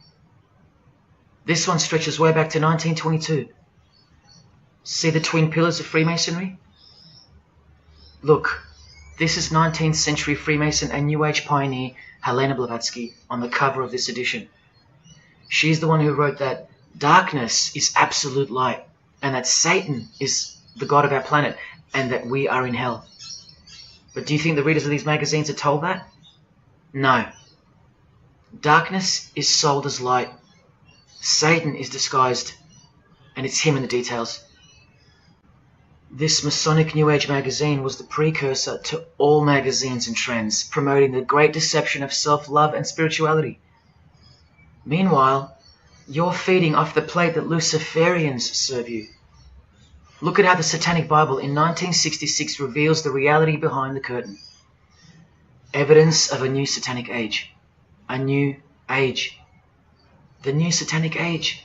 All rigged and all propelled by Freemasonry. Satanism's magic cloak. After all, and I think you should have guessed by now that Anton Szandor LaVey, the founder of the Satanic Church, the one who vowed to help destroy Christianity, is himself a Freemason. I can't prove it to you, but I know it, because of not only his obvious fondness of the fraternity of the Freemasons and the mention of it in his Satanic Bible, and its vital role in the Satanic takeover, but also because of the symbols, specifically this one, generally called the Devil's Claw or the Lion's Paw. Freemason James de Rothschild displaying the Devil's Claw or the Lion's Paw. X-Factor's L.A. Reid showing the Devil's Horns next to fellow Freemason Avril Lavigne. The Secret Society sign for the Devil's Number, and displaying the Devil's Claw over and over. The better example is with New Age guru Annie Besant, co-writer of Lucifer magazine and 33rd degree Freemason, also showing the Lion's Paw here and here. But the best example I have is with Aerosmith. Guitarist Joe Perry clearly displaying the sign of the Master of the Second Veil of the Freemasons, and right next to him, Steven Tyler, doing the Lion's Paw. Clearly both Freemasons, secretly showing their allegiance with symbols. And here's Anton LaVey displaying the same Masonic symbol. Yes, a Freemason founded the Satanic Church. Now that we know who's really behind the so-called New Age, listen to some of the confessions of the New Agers in their literature, once you scrape past all the talk of spirituality and love and rainbows. New Age author, feminist and hater of Christianity, Barbara G. Walker writes in The Woman's Encyclopedia of Myths and Secrets, a 666, 666, was the magic number of the triple Aphrodite. She further compliments the number when she calls it the miraculous number 666. Speaking of the New Age to come, PhD Christopher Hyatt writes in Undoing Yourself, as we moved closer and closer to the well-planned for and long-awaited invocation of the Prime Minister unto the very King of Hell, the Grand Vicar of Lord Lucifer. Yes, the very well-planned for and very long-awaited indeed. Do you see what's coming? Mr. Hyatt also enlightens us in the fact that opposites do not exist apart from the mind. Evil and good are all in your head. That's why you should brace yourself, because these are the minds creating the New World System. He confirms this. The New Age will require new men, men of high consciousness and fortitude. All of our present dogma models will crumble. He means the Christian and the Christian social structure will crumble. In the introduction to the book, another PhD, Robert Anton Wilson, tells you what the New Age really thinks of the Christian social structure, which you have more or less enjoyed your whole life, Christian or not. Christianity and democracy have been among the worst disasters to ever befall the human race. I told you, atheists, you're going to miss Christianity when it's gone. Here's a picture of Robert with the Masonic eye in the triangle on the wall behind him. Remember where the term New Age came from. So once again, do you think that the new system, the New Age, is going to be democratic, a system that respects you or gives a damn about what you think once it's in place? Let me answer it this way. Christopher Hyatt quotes from one of his literary heroes and famed philosopher, Friedrich Nietzsche, who said, "What is more harmful than any vice? active sympathy for the ill-constituted and weak. Christianity. So to be a Christian and to actively have sympathy for the weak, that's the worst vice. That's backward and evil. So the answer's no. This is what I'm warning you about.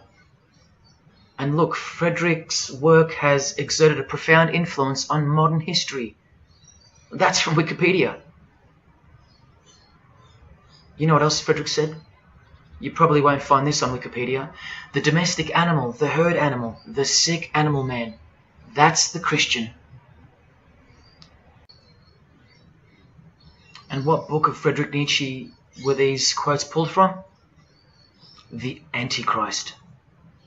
Nietzsche also wrote Beyond Good and Evil. That's how the all-seeing eye sees things, remember? So does Christopher Hyatt mention mass murder and depopulation in his book? Sure, here you go. Those who would survive can do so only by grasping the vision of what lies ahead. The new wave that will carry them into an interesting future. Yeah, where the vicar of Lucifer is God and Prime Minister. He openly admits the identity of this man.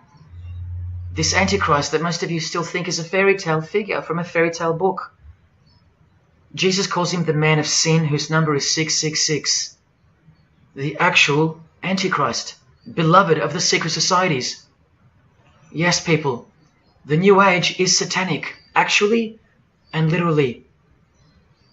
On the front cover of this book, in which Christopher was co-writer, you can clearly see the eye in the triangle of the Freemasons above the Baphomet. Christopher admits in another book that both satanic cults and Christian fundamentalists are closer to seeing the truth than most normal people. Yes, indeed, how true that is.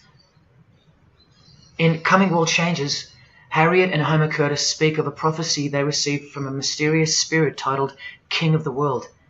Now, I wonder who that could be. Think not that any country in this broad world can escape. And they also speak of the long-expected great teacher, the king of the new one-world government. The victors will remain as the seed of the new race to people the new land, for the new sixth great race. This is the race that Luciferian Lady Gaga referred to. All part of the plan.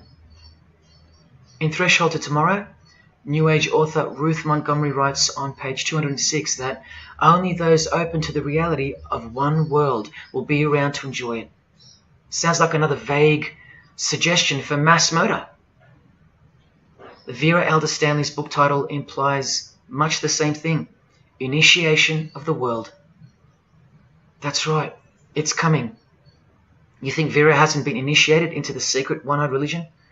What else has she authored? How about The Finding of the Third Eye, the all-seeing eye? New Age author John Randolph Price writes in The Planetary Commission, in question and answer form, how do you define the Antichrist? The answer is pretty amazing. Any individual or group who denies the divinity of man as exemplified by Jesus Christ, the highest self of each individual, which Jesus Christ never exemplified because he is God. If you deny that mere men and women are divine gods, you are unfit for the glorious New Age kingdom. And you are the definition of Antichrist. In Practical Spirituality, he prepares his readers for a population drop of 2.5 billion people before the New Age era can begin. On page 32 of New Age author Barbara Marx Hubbard's book, Happy Birthday Planet Earth, she states that people will either change or die. That's the choice, she says. Notice the New Age has a new gospel, yet all the while, the world will be neglected of the information in the real Gospels, where it warns and predicts. For if someone comes and preaches another Jesus, not the Jesus whom we preached, or another gospel, you are most beautifully tolerant of them. In the Book of Knowledge, The Keys of Enoch, the writer has a quote-unquote direct experience with two spirits, Enoch and Metatron, and they share with the writer spiritually scientific teachings regarding the new system of things soon to be fully manifest. The reason this work is considered extra special amongst its readers is because it was the first book to point out the alignment between the Great Pyramid and the constellation of Orion. The first book ever. That's basically proof that these spirits, Enoch and Metatron, are the real deal. Not only that, it was also the first book to show the direct relationship between DNA coding and the divine name. That's pretty serious, and the atheists should be really waking up by now, because this is the world's most powerful and secret religion we're talking about, nothing less. The writer was told that those who govern the earth are those who have fallen from the heavens. He calls them the masters, and even states that they were punished with penalties that were assigned to each. These are the fallen angels of the Bible, people. These are the masters of the Masonic New Age, as proven here in one of the illustrations from the book. Same symbology. This worldwide catastrophe that is coming will bring about a complete reorganization of Earth's life system. And like all high-grade initiates of the secret societies, every attempt is made to bring positivity to the number of the Vicar of Lucifer. I was given instruction to use the specific light harmonics 666, 999, and 12, 12, 12. The spirits further inform the writer of the Keys of Enoch that the pattern 666 is used to identify you with respect to the Earth's vibration. The number of the beast of the Book of Revelation of Jesus Christ is not only being glorified, it's manifesting in the world. And from another illustration from the book, once again, the same image we see being used over and over with the eye on top of the pyramid. This is the secret religion that encompasses us and has been influencing us for decades upon decades, 2 to 3 centuries, in fact. Just like the Gospels explain, this is an absolute counterfeit of the truth. Christ is mentioned everywhere, but not Jesus Christ. No, this is the Antichrist spirit, who will eventually manifest and appear to the world as one man. Doesn't sound so mythical anymore when you see that the enemies of Jesus Christ and those behind the New World System, they use biblical terms. And Christ, to depict the antithesis, the anti of the real Christ, their Saviour. And these spirits from the world we can't see are the ones who taught mankind the sick art of witchcraft. Look at who supplies this book online, sacredmagic.com. You know what magic really is and what it really entails now. So once again, you can see the connection, the relationship. If you still think that this phrase, New World Order, is a conspiracy theory, you're suffering from a medical condition. On the Lucius Trust website, the consultants to the European Union, you find the statement that the New World servers are occupied with the task of inaugurating the New World Order. In the same article, this shocking admission is made.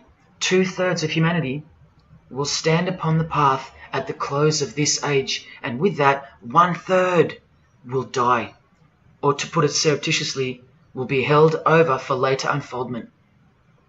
That's the Lucius Trust. The word Lucius being the replacement for the word Lucifer, who works hand in hand with the EU, the European Union, stating that 2.5 billion human beings are planned to be killed off. All predicted by Jesus, and only Jesus.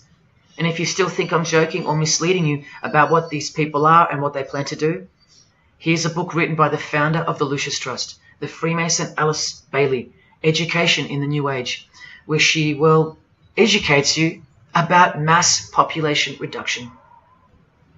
When a form proves inadequate or too diseased or too crippled for the expression of that purpose, it is, from the point of view of the hierarchy, no disaster when that form has to go. Death is not a disaster to be feared. The work of the destroyer is not really cruel or undesirable. Do you see? Did you hear that? Through the all-seeing eye of Lucifer, the destroyer, for the purpose of the new world, death and mass murder isn't evil, it's good. And Alice Bailey in The Labours of Hercules also tries to re-educate us and protect that God-forsaken number, predicted in the Gospels to be associated with evil. The number of the physical plane activity is called the number of the beast. This idea seems to have a horrible fascination with many, but what it really means is that Virgo is the symbol of triplicity, 6 on the physical plane, 6 on the emotional plane, and 6 on the mental plane. not 666 at all. And one more time, from the consultants to the European Union, from their website Lucius Trust, to prove to you that these people are all working toward and waiting for the world leader. The coming of the Avatar and the advent of the coming one are the keynotes of the prevalent expectancy. After everything I've shown you, are you going to ignore this? Or worse, are you going to trust these people, of whom were predicted to this very condemnation 2,000 years ago? Right down to a one-world system, depopulation, and to the man who will carry the number 666, and with it implement a new system in which you won't be able to buy or sell unless you receive a mark in your hand or forehead. And what's just been announced by Business Insider? Cashless society. Due to this, by 2024. This is the manufactured trend for the world. And you better believe it's fulfilling biblical prophecy. You know that book that's been ripped out of schools and hysterically discredited? Why do you think there's a single eye displayed on all the covers of George Orwell's dystopian novel 1984? It's because the one-eye religion is the one in permanent control, where democracy and Christianity have been utterly extinguished, and the remaining population live in a whole new level of permanent communism. It is well known that George Orwell himself had ties with the Fabian Society, which is a secret society complete with degrees of initiation. Tucked away neatly somewhere under the wing of Freemasonry, the Fabian Society's logo used to be this: a wolf in sheep's clothing, which is exactly what Freemasonry is. And it was a metaphor for gradually advancing socialism. And socialism is communism for slow learners. This level of denial on our part has been brought on by mass propaganda, because everything has been weaponized to work against you and God's truth. Education, entertainment, and economics. You're a slave to each one. And Freemasonry is the slave master. Listen to the Grand Pontiff of Universal Freemasonry tell you about it in Morals and Dogma. The blind force of the people is a force that must be economized and also managed as the blind force of steam. You are just blind energy to them, made to be enslaved. This force must have a brain. Who do you think the brain is? Freemasonry is the brain, obviously. And he's saying that we're just the body parts that move to its will. Look, these are some pictures I took of the local obelisk in my town. An erect phallus hidden in plain sight. See how the cube at the bottom is rough? In Freemasonry it's called the rough ashlar stone. Well, watch this from Morals and Dogma.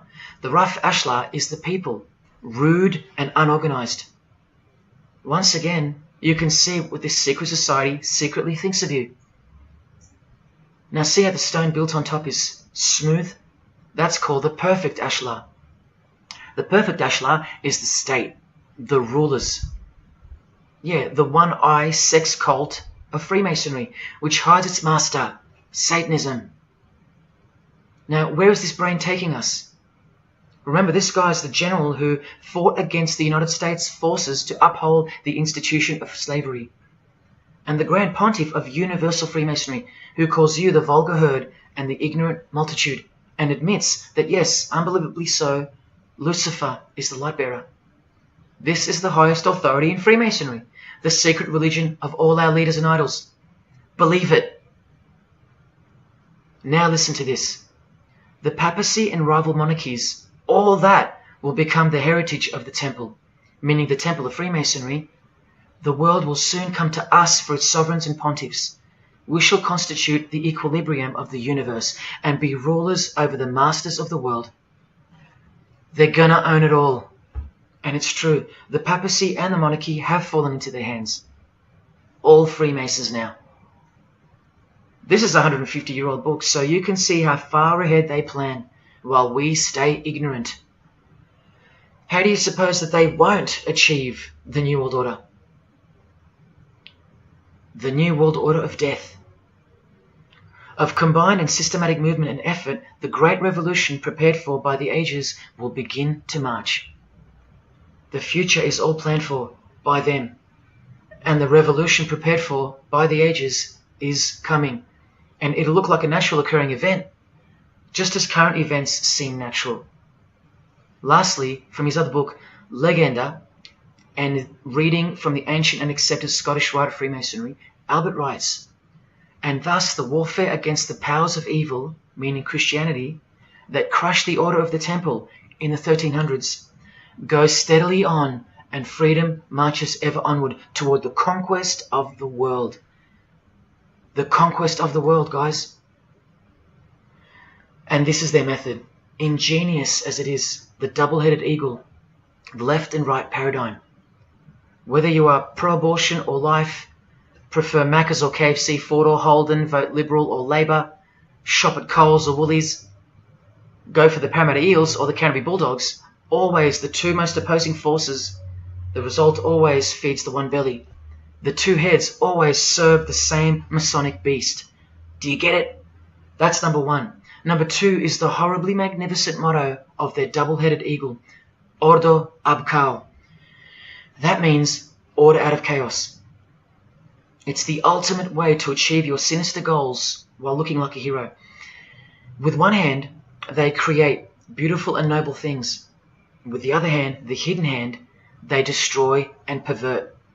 Then the helping hand comes back in to save or fix things again, alternating from one to the other, while nudging toward a predetermined goal, until finally reaching that goal that's set in mind in the first place.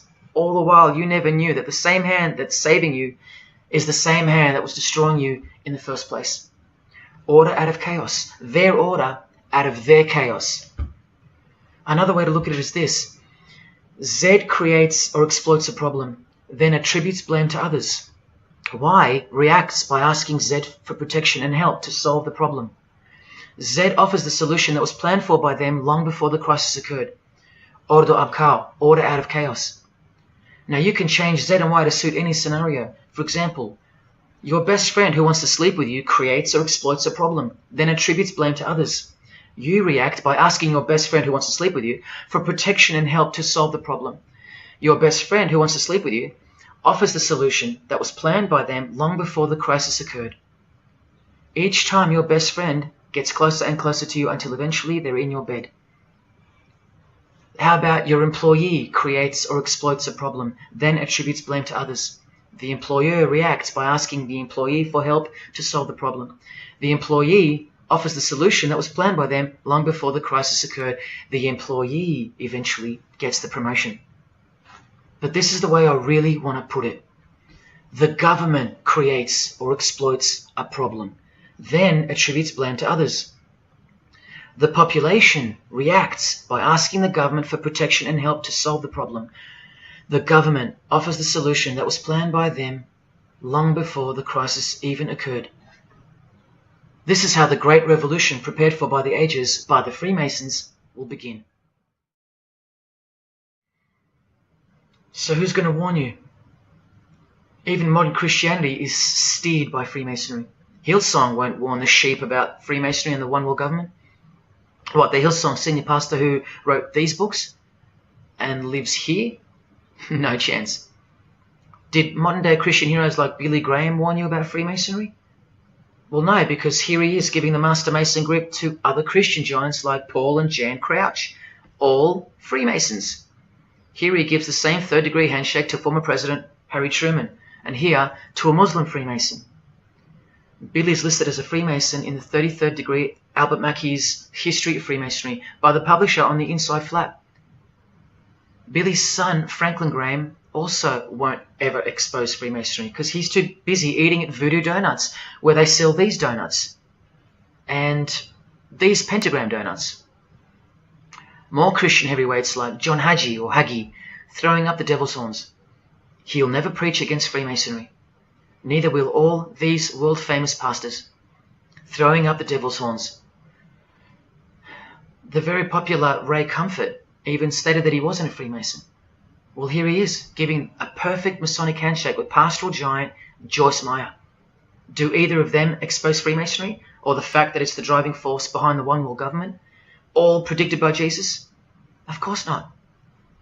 What about Christian radio or the Christian music scene? No, not a single word of warning whatsoever regarding the satanic church that lives and breathes all around us. Freemasons like Bono, wearing the Christian name tag, his whole band of Freemasons.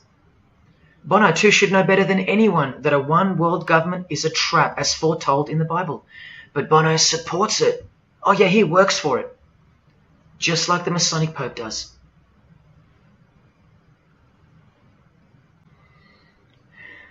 Even if by some freak chance they didn't know any better. No disciple of Jesus can bend their knee to another man in the Masonic Lodge, calling him master and swear to keep secrets. Look what they call each other from the Encyclopedia of Freemasonry. Master Mason, Grand Master, Most Eminent Grand Master, and the most appalling title of all, Most Worshipful Master. Most worshipful. Do you see how extra deluded the Christian Freemason has to be when Jesus said, "Do not be called master, because one is your master"? And what about all those oaths? Don't worry, Jesus covered that too. What I tell you is this: do not put yourself under oath at all, but let your yes mean yes and your no mean no. How's that for an idea? But the Freemasons' yes means no, because they all swear to lie and conceal from the first degree initiation all the way through. What is whispered in your ear, proclaim it from the rooftops. That's Jesus. You see the contrast? How precise he was and still is. You think Bono and the Pope don't know about the Masonic calendar and how it's not the same calendar as ours? From the Encyclopedia of Freemasonry, the real date of the world is found by adding 4000 to the Vulgar era. This whole Christian era is vulgar. So the year in the Masonic world is actually 6021. And this abbreviation is in French, the Vulgar era, beginning since the year of the Lord, since the year of Jesus Christ. That's how they feel about the current age, which is coming to a mind-blowing end by design. Now, do you think Freemasons aren't capable of mass murder? Well, Joseph Stalin murdered approximately 20 million people, and he was a Freemason, displaying the sign of the master of the second veil of Freemasonry. Vladimir Lenin was the leader of the Bolshevik Party, and he paved the way for the mass murder of 60 million people, mostly Christians, and he was a proud Freemason. And ladies and gentlemen, this is Adolf Hitler, a Freemason, clearly giving the grip of a Master Mason. And here he sits next to his military leader, Hermann Göring, who is also displaying his allegiance to Freemasonry with a hidden hand. He even displays the Masonic triangle, just like fellow Masonic brother Jay-Z. The mind of Hitler surrounds you now. It just hasn't pounced yet. The mind of Hitler isn't isolated to some portion of the world anymore. It now encompasses you. Hitler is everywhere. Far more clever than you can imagine. Evolved and sleeping in your bed. It's easy to say that's impossible. Once upon a time, 70 million Germans adored him. Once upon a time, Hitler was named Man of the Year by Time magazine. You've been fooled by the satanic machine. Please don't try to get inside to the mind of Freemasonry. It's like trying to understand Satan himself. You can't, and you don't want to. Freemasons will make friends with their most hated enemies. They will cross-dress their morals to move closer to their goal. They'll make the English language void of any meaning by turning everything inside out and upside down to camouflage its objectives. They will simultaneously create charities along with the greatest machines to ever destroy the hearts of men, like pornography. They will sell their souls to gain the world. They are a dichotomy, a paradox, a lie that loves to speak the truth and a truth that loves to lie. They are a snake eating their own tail, consuming what they produce. Freemasonry is hell dressed as heaven, death dressed as life. Its God is an angel of darkness dressed as an angel of light, and 90% of its membership is a shield, lost in its symbolism. Freemasonry has become the ally and the opposition. Who are the biggest voices on so-called climate change in recent years? Which is more order out of chaos? Al Gore, a Freemason, and Greta Thunberg. From a Jesus-hating, secret society family. Freemason and former Russian President Mikhail Gorbachev said this in 1996.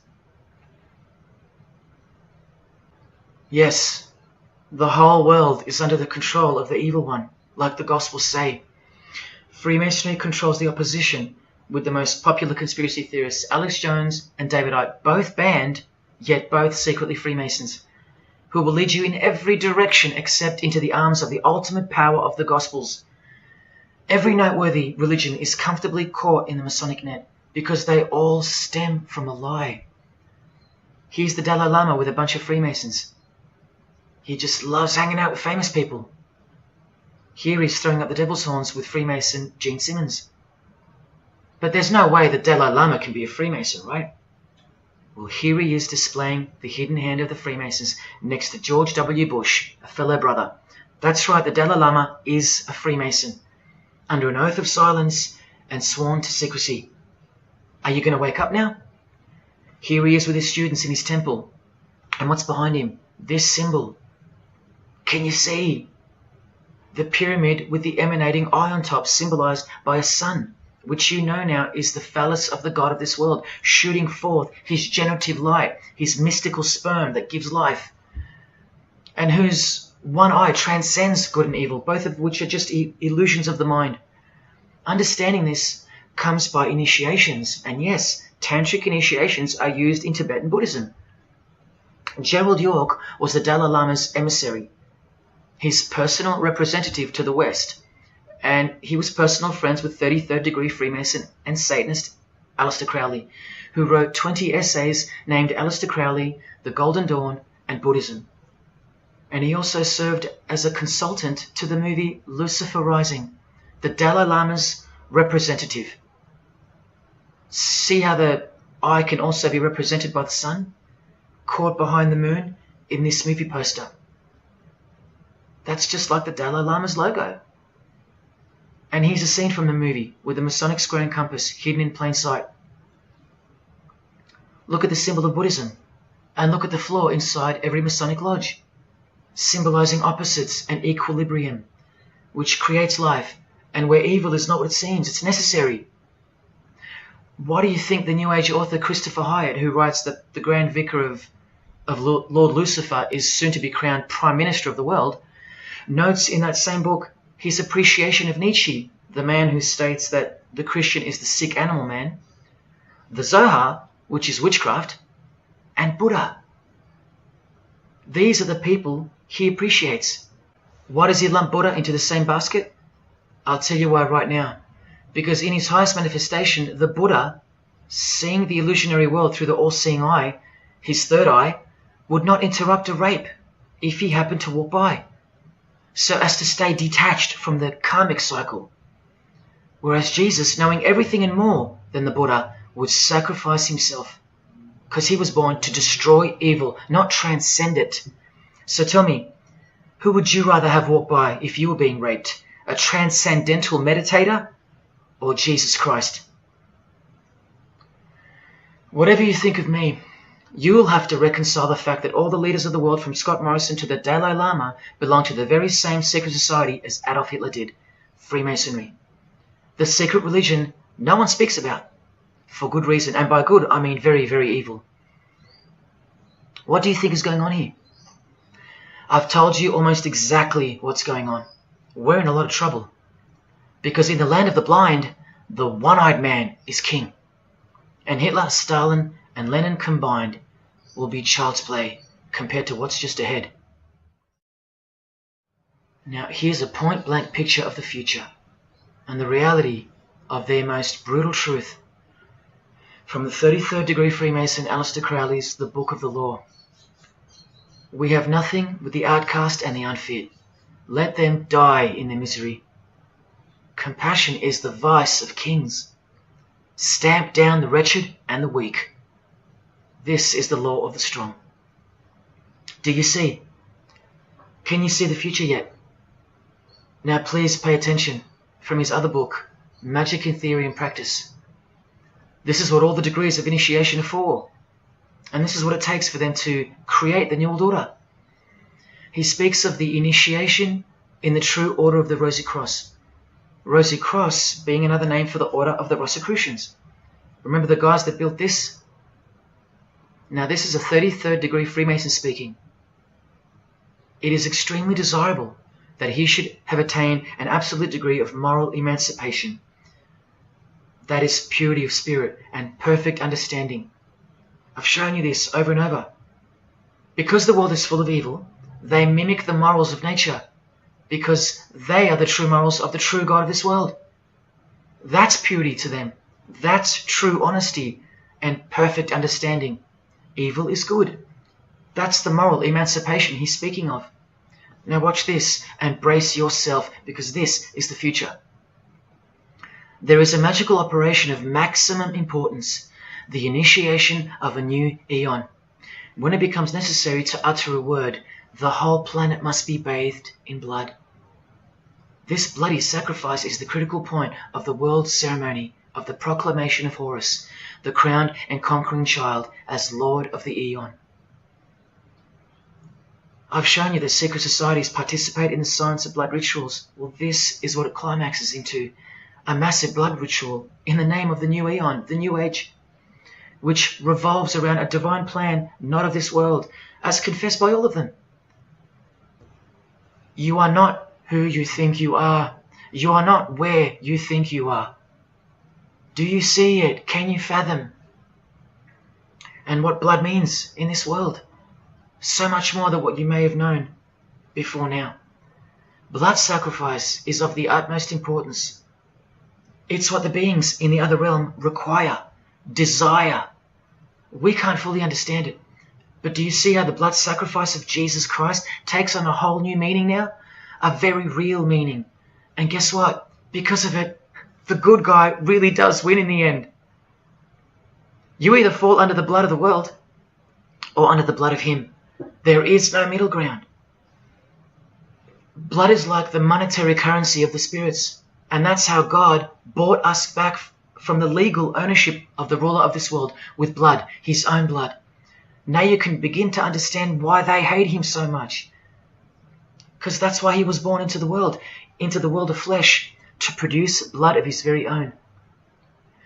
Not by means of perishable things were you set free once and for all, by the payment of ransom money, but by costly blood, by the one who was visibly manifested at the closing years of the times, for your sake. That is the truth. Do you think it's just a coincidence that this is the last age before the long planned for new order of the ages? That's ages, plural. That means forever. That's the plan. That's why the Gospels say that he was visibly manifested at the closing years of the times, at the end of this last age. In the book 1984, George Orwell told us, if you want a vision of the future, imagine a boot stamping on a human face forever. I've shown you that this so-called new age is in actuality a new satanic age. And it's not really new at all. It's very old indeed, it's ancient. But like I said, its progress was derailed by the appearance of Jesus on the human scene. Now I'll prove to you that the New Age is an old religion. Novus Ordo Seclorum is part of a quotation taken from the Roman pagan philosopher Virgil's 4th Eclogue, which was borrowed by him from the Sibylline records, which were ancient prophecies delivered by an oracle through witchcraft or divination. That's where the phrase Novus Ordo Seclorum comes from. Now look at what the full phrase actually says. A mighty order of ages is born anew. Both the prophetic virgin and Saturnian kingdoms now return. Now a new progeny is led down from the lofty heavens. Favor, chaste Lucina, the boy soon to be born, in whom the iron age shall come to an end, and the golden one shall arise in the whole earth. We've just been told that the new age is a Saturnian kingdom, which returns. So it's been here before. Next we see that a new progeny, meaning a new seed, a new race. There's that race again, is coming to earth. And that a boy will be born, who will bring the Iron Age, which is the age we're currently in, to an end. And that the Golden Age, the new age about to begin, will again arise over the whole world. Now, what is the Saturnian kingdom? Well, for starters, this is a band called Saturnian Mist. And here on their front cover, we have a reference to magic. Then we see by the singer's shirt, they're Satanists. Then with his other shirt, we see the connection once again between the inverted pentagram of Satanism and the one eye of Freemasonry, the secret religion of the who's who of planet Earth. Freemason and Satanist Marilyn Manson has a song called Saturnalia, and on a satanic website on ritual offerings for demonic bindings, we find that Satan is Saturnian in nature. Here on the front page we see the inverted pentagram under the head of the Baphomet, and right next to it, a version of the square and compass of the Freemasons, of which a lodge is located near a suburb near you, no matter where on earth you live. The Satanic Church hidden in plain sight. Now let's go straight to the source so you can see for yourself the nature of the New Age Saturnian kingdom found in the full quote of the Freemasons' New World Order seal.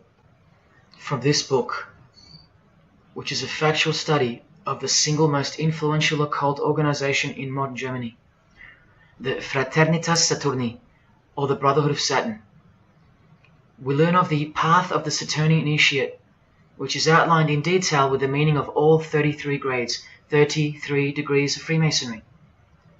This is the very same thing, the same objectives. All secret societies work for the same goal because they all have the same spirit. The only difference between Freemasonry and this Saturnian fraternity is that your local Masonic lodges are veiled and camouflaged filtering systems for future Satanists, from which all influential figures of society are chosen, where the real religion begins at the 33rd degree. Whereas with orders like the Saturnian Brotherhood, there is no filtering system. As such, you're a student of Satanism from the first degree. That's why Satanism's takeover would have been impossible without international Freemasonry. The Saturnian teachings include sexual mysticism, sex magic, and Nietzschean Thelemism. Nietzsche, remember the guy who says that Christians and the mindset to help the weak makes up the sick animal man? The guy who wrote this book and doesn't believe in good and evil. And Thelemism from 33rd degree Freemason, who says that in this book that to initiate the New Age, the whole world must be bathed in blood in a bloody sacrifice before man can accept the law of Thelema. Nietzschean Thelemism. That's what the New Age Saturnian kingdom, from which the Freemasons took this phrase from, actually looks like. This factual study on the Saturnian Brotherhood is filled with references to Lucifer, Satan, magic, sex magic, blood, sacrifice, the number 666 as mentioned by Jesus Christ himself, and of course, Freemasonry. The secret society that all of our politicians and entertainers belong to. And what's the demonic sigil for Saturn? The Masonic square and compass. Are you going to snap out of it now? When you see a beautiful sunrise and smell the fresh air, or hear a great song, or see a great movie, are you going to forget where you really are? When you hear people using Jesus Christ's holy name as a cuss word, are you going to forget where this phenomenon really came from and why it's taking place? Now that you've seen how actual and bona fide the reality of 666 is from their own mouths and symbols, let me show you where else it's revealed. Do you see these Roman numeral numbers down here? They add up to 1776, the year that America officially became the country we know of today. And also the year of the birth of another secret society, which was absorbed into Freemasonry after it was banned in 1785. But look, the base numbers. M is 1,000, C is 100, and X is 10. All you have to do is subtract the base numbers. 1776 minus 1,000 minus 100 minus 10. Or simply remove the Roman numerals which represent the base numbers. No, I'm not playing tricks on you. Neither are your eyes. But someone else is. Now that you've seen the prevalence and seriousness of this horrid number, now that you've seen what you've seen, I can show you where else it appears. This figure is represented by the numbers. To make this work, they had to remove the number 1 altogether and separate the 2. Of course, we'd be too dumb to pick up on it. But 789 minus 456 is this, multiplied by this lonesome 2. That's right. This dark and mysterious figure is none other than the long-anticipated Antichrist, the ruler of the Saturnian kingdom, which is on its way. And Australia has been steeped up to its neck in secret societies since the early 1900s. World Economic Forum logo, with this slash through the O's, is of course representative of the number of the ruler of the New Age, 666. The barcode is the primitive version of the worldwide system that Jesus predicted would revolve around the number of the beast. And as you can see, the base of every single barcode in all the world is 666. No matter if the lines are on the ends and in the middle are elongated or not. I found that out from the horse's mouth in an interview with the man who was commissioned by IBM to come up with a new way to automate data collection. There are in fact 3 6s in the Google logo, which comes from this occult symbol. Coincidence? And he found in a Masonic lodge the square and compass symbol appears in the middle of a hexagram, which is a symbol used in the royal art of Freemasonry, witchcraft, as shown in this book. Well, among other things, the hexagram itself can be broken down to quite clearly represent 666. This is a Masonic square and compass designed by the Manaus Masonic Lodge, symbolizing world unity. Up the top you find the logo of the United Nations. Well, there are 33 segments in the UN logo, symbolizing the 33 degrees of Freemasonry. See this crop circle here with the Masonic eye on top of the pyramid? I know nothing about crop circles and the phenomenon of them, but I know how many rays are coming off the eye. 33. 33 degrees of Freemasonry. Don't forget that the highest authority of Freemasonry already admitted to be the designers of the pyramidal seal in a 1962 edition of their magazine, The New Age. I've shown you how the inverted pentagram makes for the spelling of the word Mason in the same seal. Well, that same pentagram with the elongated top horns appears here in a European Union logo. An inverted satanic pentagram right in front of our eyes. Here's the European Union building architecturally mimicking the Tower of Babel. That was the very same tower that the God of the Bible destroyed thousands of years ago, according to the Bible, when Nimrod, one of the admitted founders of the original craft of Freemasonry, tried to unite the world under one world government. So this logo and this building design is a clear statement to the God who intervened the first attempt at a world government. This is England's Secret Service logo for MI5 with the word intelligence being symbolized by the eye of Lucifer, who was viewed as the most intelligent entity in existence by the secret societies. And this is the symbol for the Information Awareness Office. You know exactly who's in control, and now you know exactly what they want, and they will get it.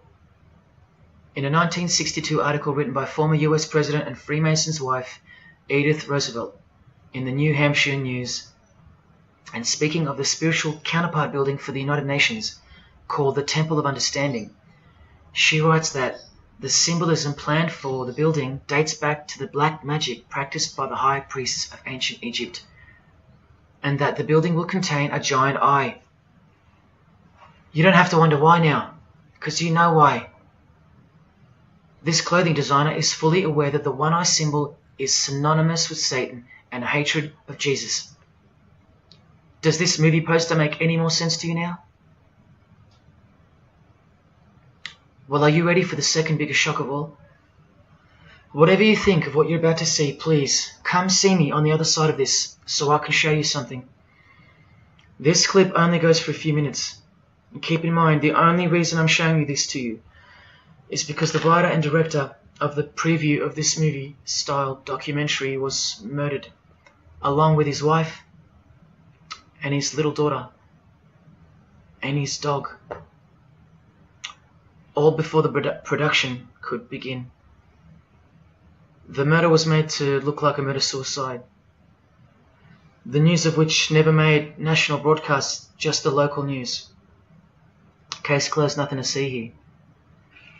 You have to ask yourself why, after so many movies with a dystopian, World War, totalitarian type theme, why was this movie so dangerous and strictly unacceptable for public viewing, that a whole family would be murdered? Well, this movie was going to tell us about America's secret destiny.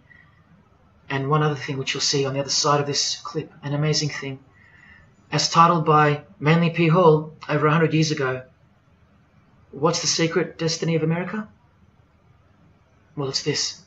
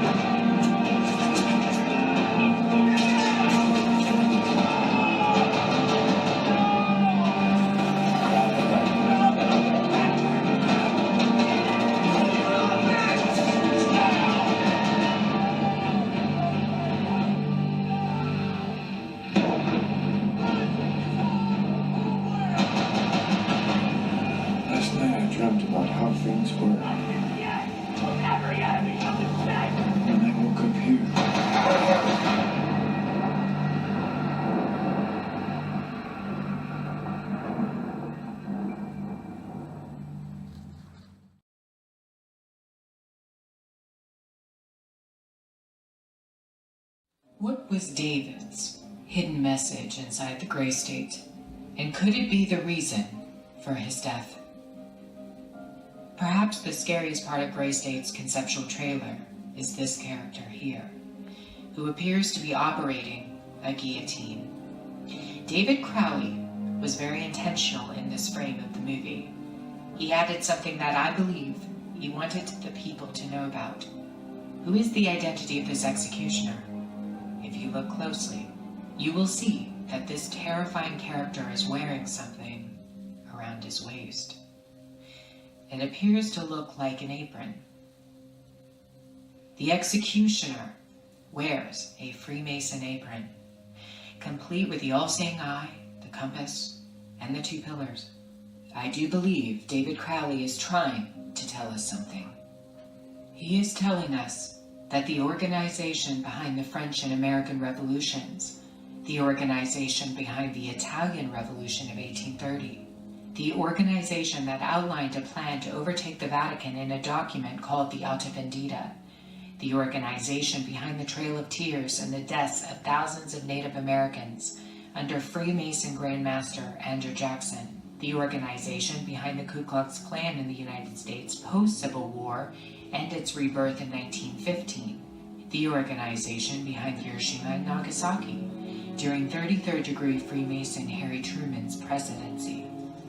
These are men with a radical revolutionary agenda throughout the entire world because they worship and follow a radical revolutionary deity. The first to have led a revolt against the Most High Lord.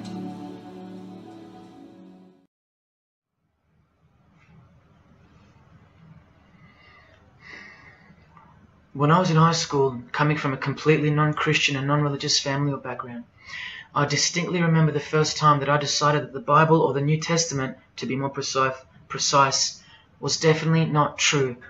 Made up, fairy tale, whatever. It was one verse, one scripture that to me at the time proved unequivocally that it wasn't written for our time. A prophecy that was impossible to be fulfilled.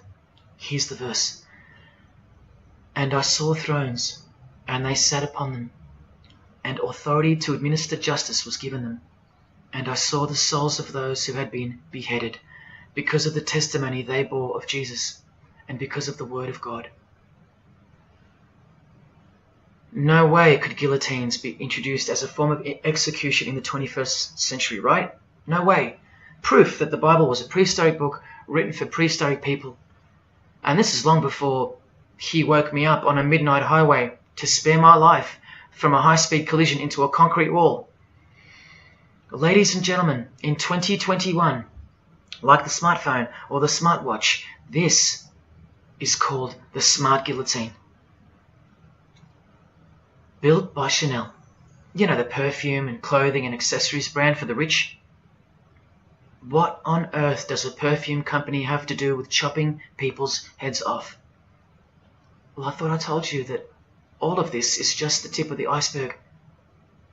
I wonder who really owns Chanel. Well, here's their logo, and there is an eye in the design. And have you seen their drip design? How odd. Welcome to the real world. You ready? This is from a legislation archive from the Georgia House of Representatives in the 1995-96 sessions. This is Bill HB 1274 on the death penalty, guillotine provisions. How far along are we into enacting these bills worldwide? I don't know. Maybe they've been enacted already. But I just wanted to show you that in 1995 the ball was already rolling. Another ball that's rolling are the 7 universal Noahide laws. They sound great from the outside, designed so to conceal some terrifying details on the inside. Firstly, they were signed into US law in 1991 by George H.W. Bush on March 26. Here's the bill and resolution. It was named Education Day. As you can see in the details of Resolution HJ 104, they are the 7 Noahide laws, resolved by the Senate and House of Representatives of the United States of America in 1996. Every single president since H.W. Bush has annually re-signed this resolution. Many world leaders have called for the acknowledgement and observance of the 7 Noahide laws, including the President of the European Union in July 2014 and the Australian Governor-General Michael Jeffrey in 2008. And this will be international law. So what's the problem? Well, just for starters, the law against idol worship will include, quite specifically, the worship of Jesus Christ as the Son of God, which the Noahide laws will classify as blasphemy, and the punishment for transgressing the 7 Noahide laws and for blaspheming the ineffable name of God by calling Jesus God is decapitation. I'll let you take that in for a second. This will be governed by a world court with no possibility of appeals. Something like this, an international Sanhedrin. Who do you think is truly behind these laws? Well, I can show you that right now. Here is the bill being signed into law by H.W. Bush, and here is their signature hidden in plain sight, the hidden hand of Freemasonry, displayed by this sinister and gloating-looking individual. And you know what Freemasonry is a cover for now. Who do you think designed the guillotine in the first place? This guy, Joseph Guillotine, a Freemason. Still don't believe in the prophecies of Jesus Christ? You're still in denial?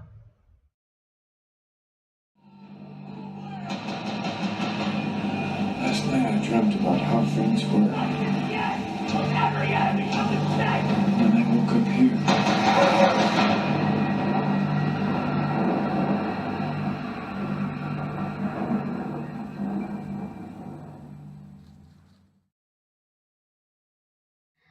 Well, that's why the director was murdered. And his wife, daughter, and dog. I think of them often, and sometimes when I need spiritual sobering up, I think of that fateful and evil night where that beautiful Christian family were brutally eliminated.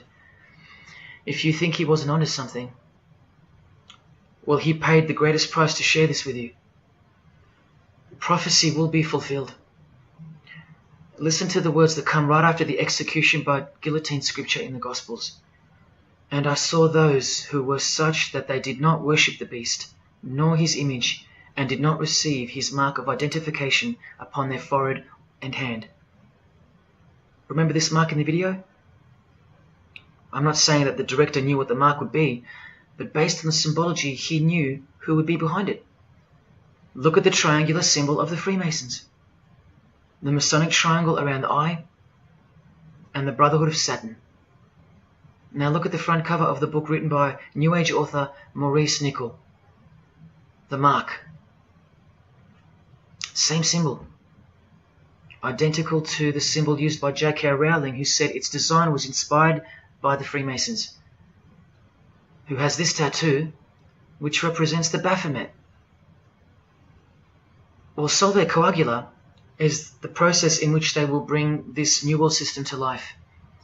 It's identical to the Masonic motto of order out of chaos. Solve means dissolve or destroy, and coagula means to bring the elements back together into a new and higher form, a new and higher system.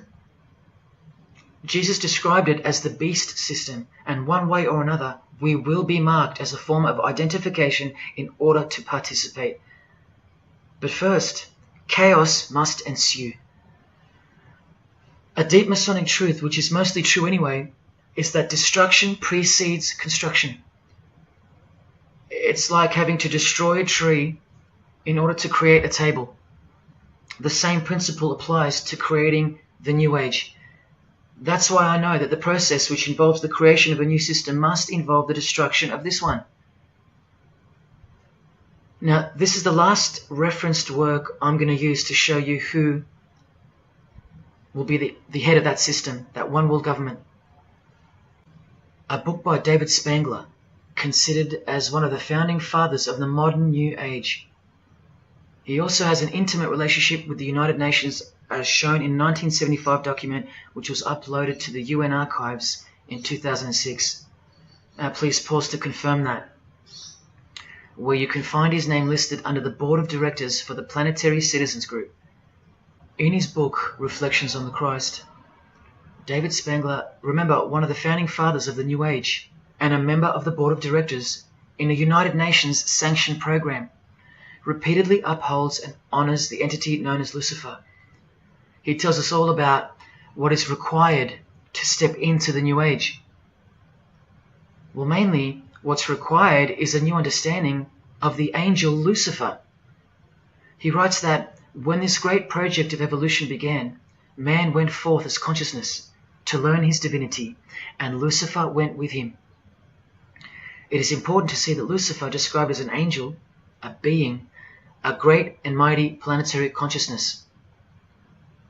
He says that, just like in Halloween and trick or treat, if the person offers a treat to Lucifer who knocks on his door, And the person says to Lucifer, come in, and I will give to you the treat of my love and understanding, and I will uplift you in the light and presence of the Christ. Christ meaning my outflow. Then Lucifer becomes that being who carries the ultimate treat, the light of wisdom. Lucifer represents experience. Lucifer is literally the angel of experience. The Luciferic element becomes the true revealer of light, the angel of light. The light that reveals to us the path to the Christ comes from Lucifer. The Christ that he refers to obviously is the Antichrist spirit, who will eventually manifest on earth as one man. But for some odd reason on page 60 he feels compelled to clarify that he was only joking once when he said maybe to enter the New Age we all need to take a Luciferic initiation. Well, that's definitely no joke. That's right, Lucifer is the savior of the secret societies. The solar system was the manifestation of the consciousness of a very great being known as the Solar Logos. And if we go back to the secret society of the Brotherhood of Saturn, we read that mankind will be able to take a measure of egocentric power from the Solar Logos. In this way, Lucifer is the savior of humankind.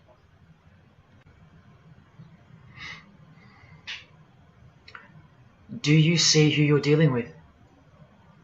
These are the people above you, the rich, powerful, influential, overflowing in all areas of those who are steering society, and they're about to reach their destination. Who showed you? Who told you? Who warned you? Jesus Christ did. Oh, those pesky Christians. In the animation flushed away, the villain Toad conspires to genocide all the rats in the sewer world and replace them with a superior species, a new species. No one is aware except for this one rat who's briefly seen in the beginning. He's a Christian rat, a nutjob, carrying around a plaque, as some real-life Christians used to, warning everyone of the impending doom that is upon them. What's the twist that's hidden in plain sight for no one to see? Well, the villain Toad, planning the New Age, wears the ring of a Freemason. This ring. And he wears it exactly on the finger that a Master Mason should. It is worn on the third finger of the right hand. There is one who predicted it all, and they know that. That's why he's been so thoroughly discredited, or so it seems. Yes, the nutjob Christian was right all along. Remember one last thing before I close. From Masonic New Age author Christopher Hyer, who spoke of the well-planned for and long-awaited invocation of the Prime Minister of the world, when he wrote in his book, A Massive Truth That I Wish with All My Being That You Would Grasp. Both satanic cults and Christian fundamentalists are closer to seeing the truth than most normal people. The world has always been at war, a spiritual war from the beginning. And if you don't know it, then you're losing the battle. The Gospel tells us so accurately that the enemy we wrestle against is not made of flesh and blood, but it is made of spiritual forces of evil in heavenly realms. That's where the real war is being waged, in the spirit. And now that we know what secret societies are and what they've tapped into, we can rest assured that that statement from the Gospels is true. That's why the common denominator between all of the secret societies is the anti-Christian sentiment. You need to ask yourself why. Why the negative obsession with Christianity? It's not as if Christians run the game. Freemasons have banned Bibles from schools. They teach evolution as a fact. Pornography is thriving. There are no Christian protesters left. Homosexuality is rampant and protected, and Christianity is buckled. Which church preaches against Freemasonry? Which church is telling you about Satan and his hidden church, which has permeated every vein of society? So why do they hate Jesus if they're at the top of their game? Because Jesus Christ is real, that's why. And he left us prophecy that they can't escape. See, the more they win, the more they fall into the hands of the prophecies of Jesus and his Gospels. What a blessing for you, those who would grasp this as truth. What good news for you, and what a terrifying conundrum for them. If you've come this far, and you still don't care, or still unwilling to trust, then you deserve what's coming, as a law of nature. because you've been warned of all of it. The one world government clearly on its way. Cashless society, inevitable. The mark that each person will receive, without which you won't be able to buy or sell or participate in this world. And the manifestation of the name, the number of the name of the one who will implement this system. 666. All of it is coming to pass. Inescapable we are from him. Everything and everyone will fall back into his hands, where he will finally separate the goats from the sheep.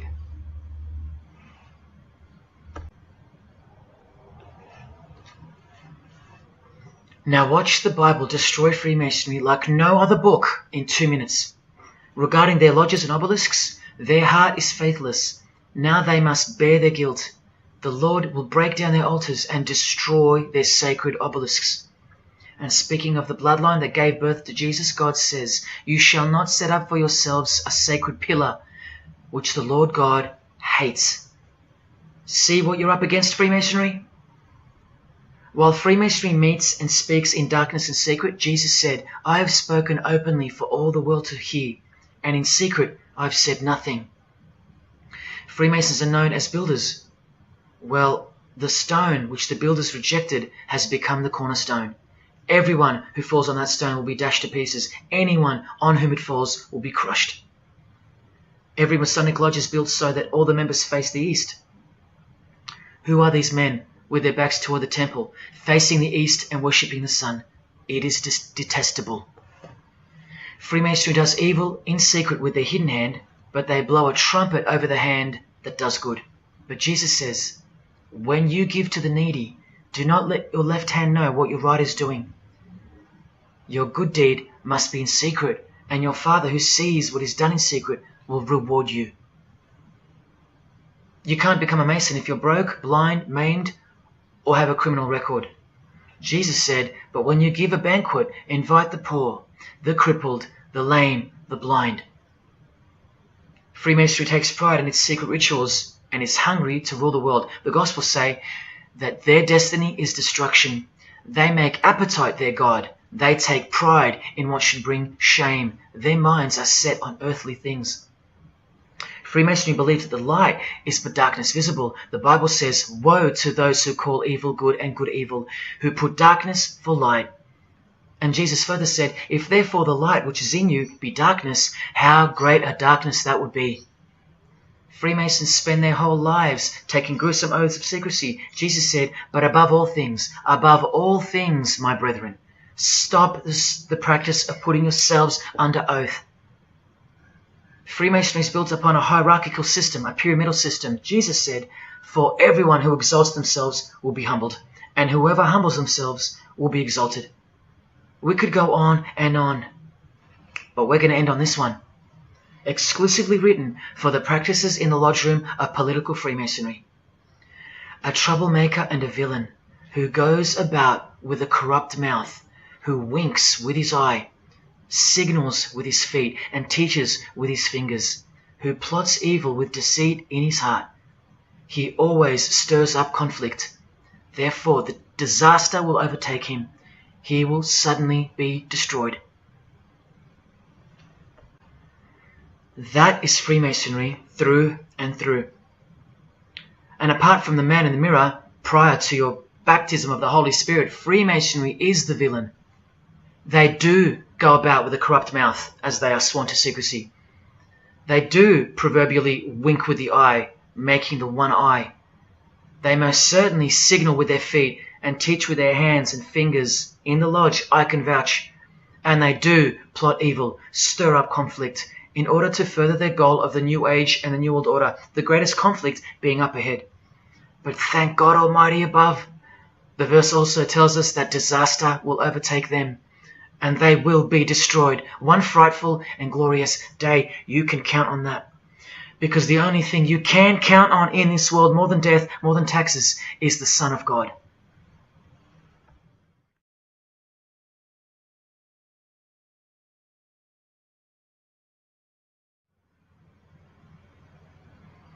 This is it.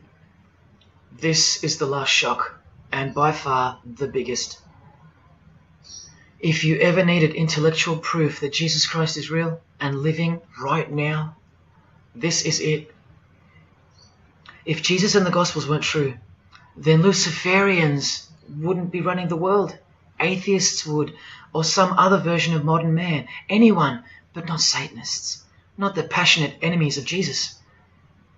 If Jesus wasn't real, then so-called Satanists would be scattered here and there over the world in little local covens by silly teenagers rebelling against society and living in their own la-la land with their own little make-believe devils, being make-believe rebels. But no, people who believe that Lucifer is God run the world from top to bottom.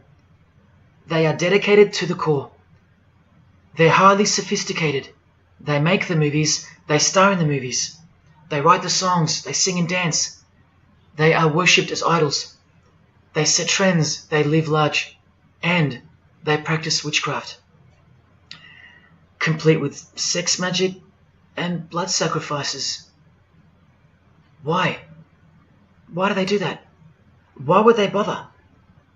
Because witchcraft is real and has been since before civilization began, hidden from the vile multitude who have been stupefied by propaganda to the point that they don't believe in anything anymore. And who waged a war on witchcraft on your behalf? God did, the God of the Bible. If Jesus wasn't real, Luciferians wouldn't be building their paradise on earth. Atheists would.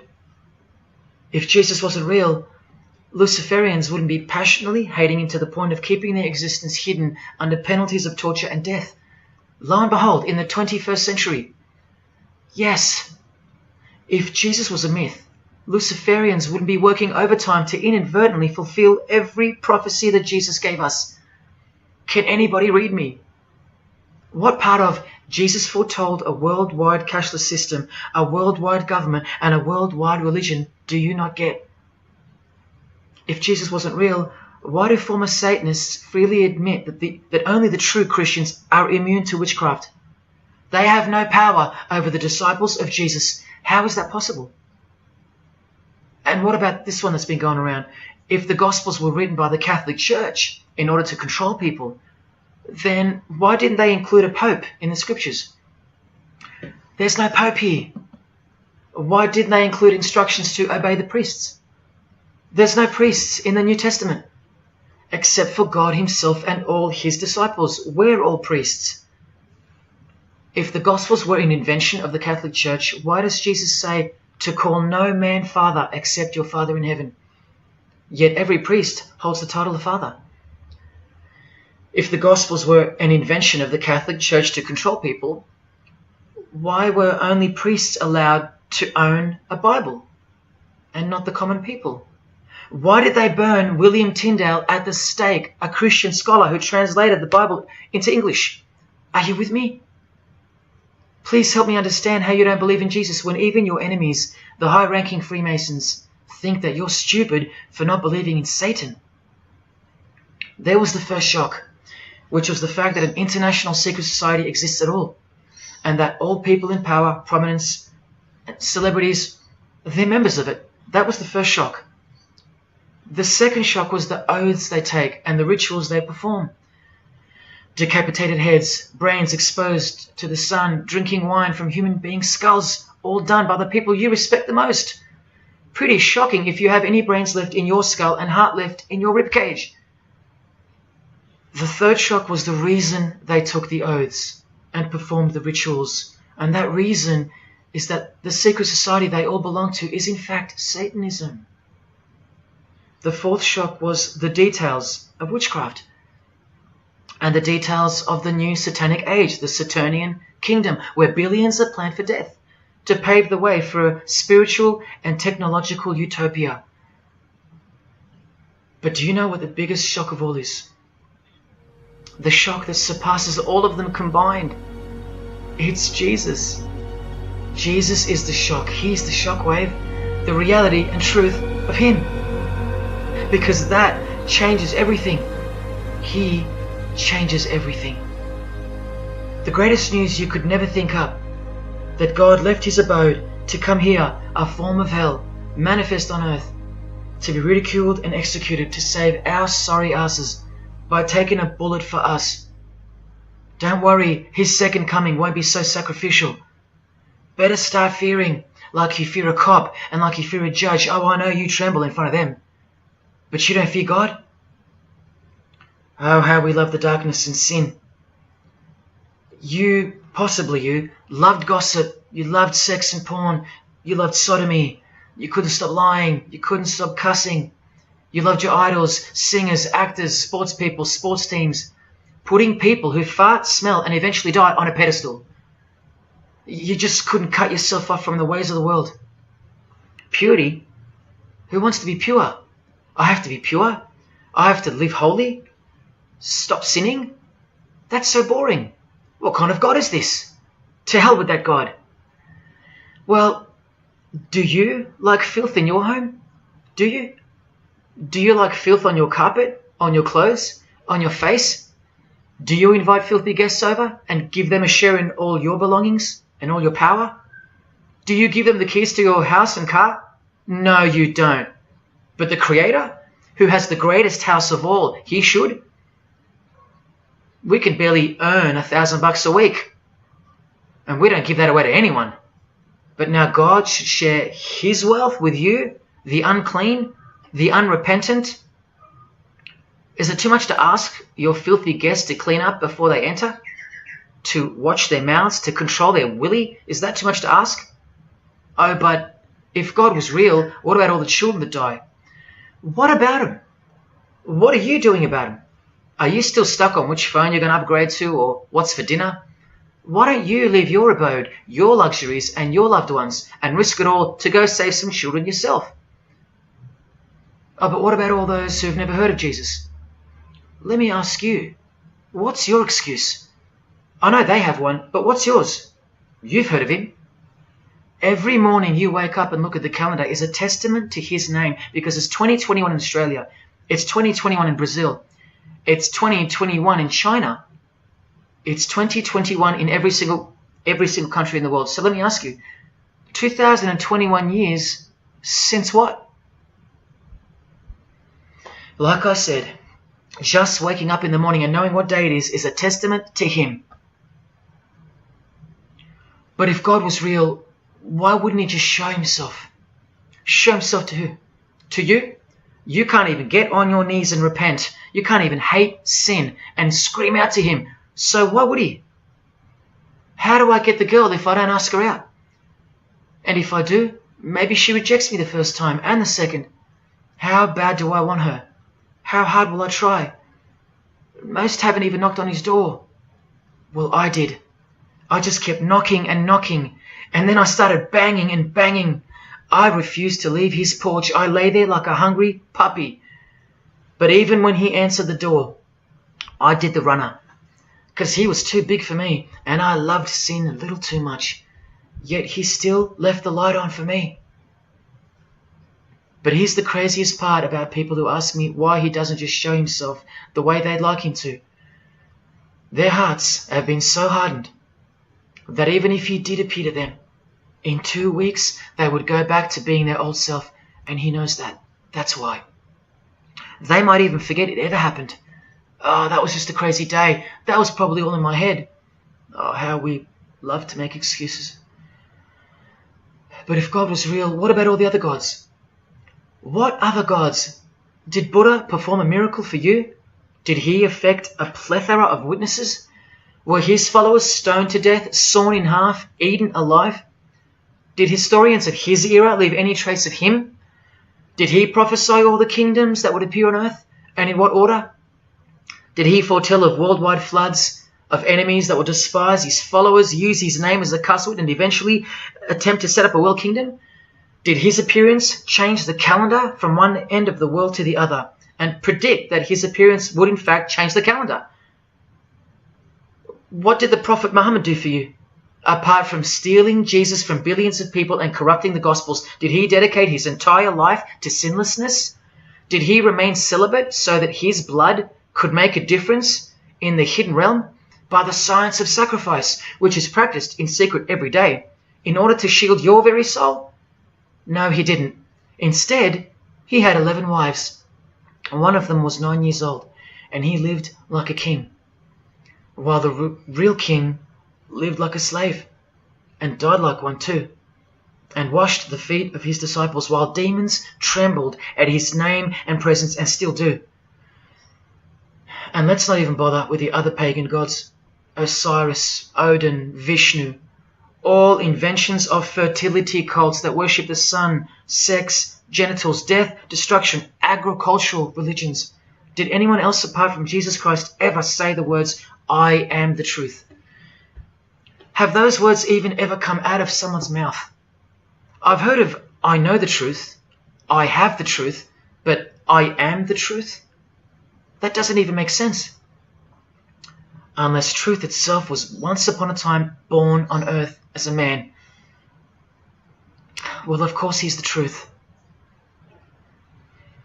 Where are all the heart-wrenching, knee-buckling testimonies about the indescribable power of this Holy Spirit, which comes in to sweep you off your feet and drown you in its tides, changing you forever? Where are all those testimonies? I'll tell you where they are.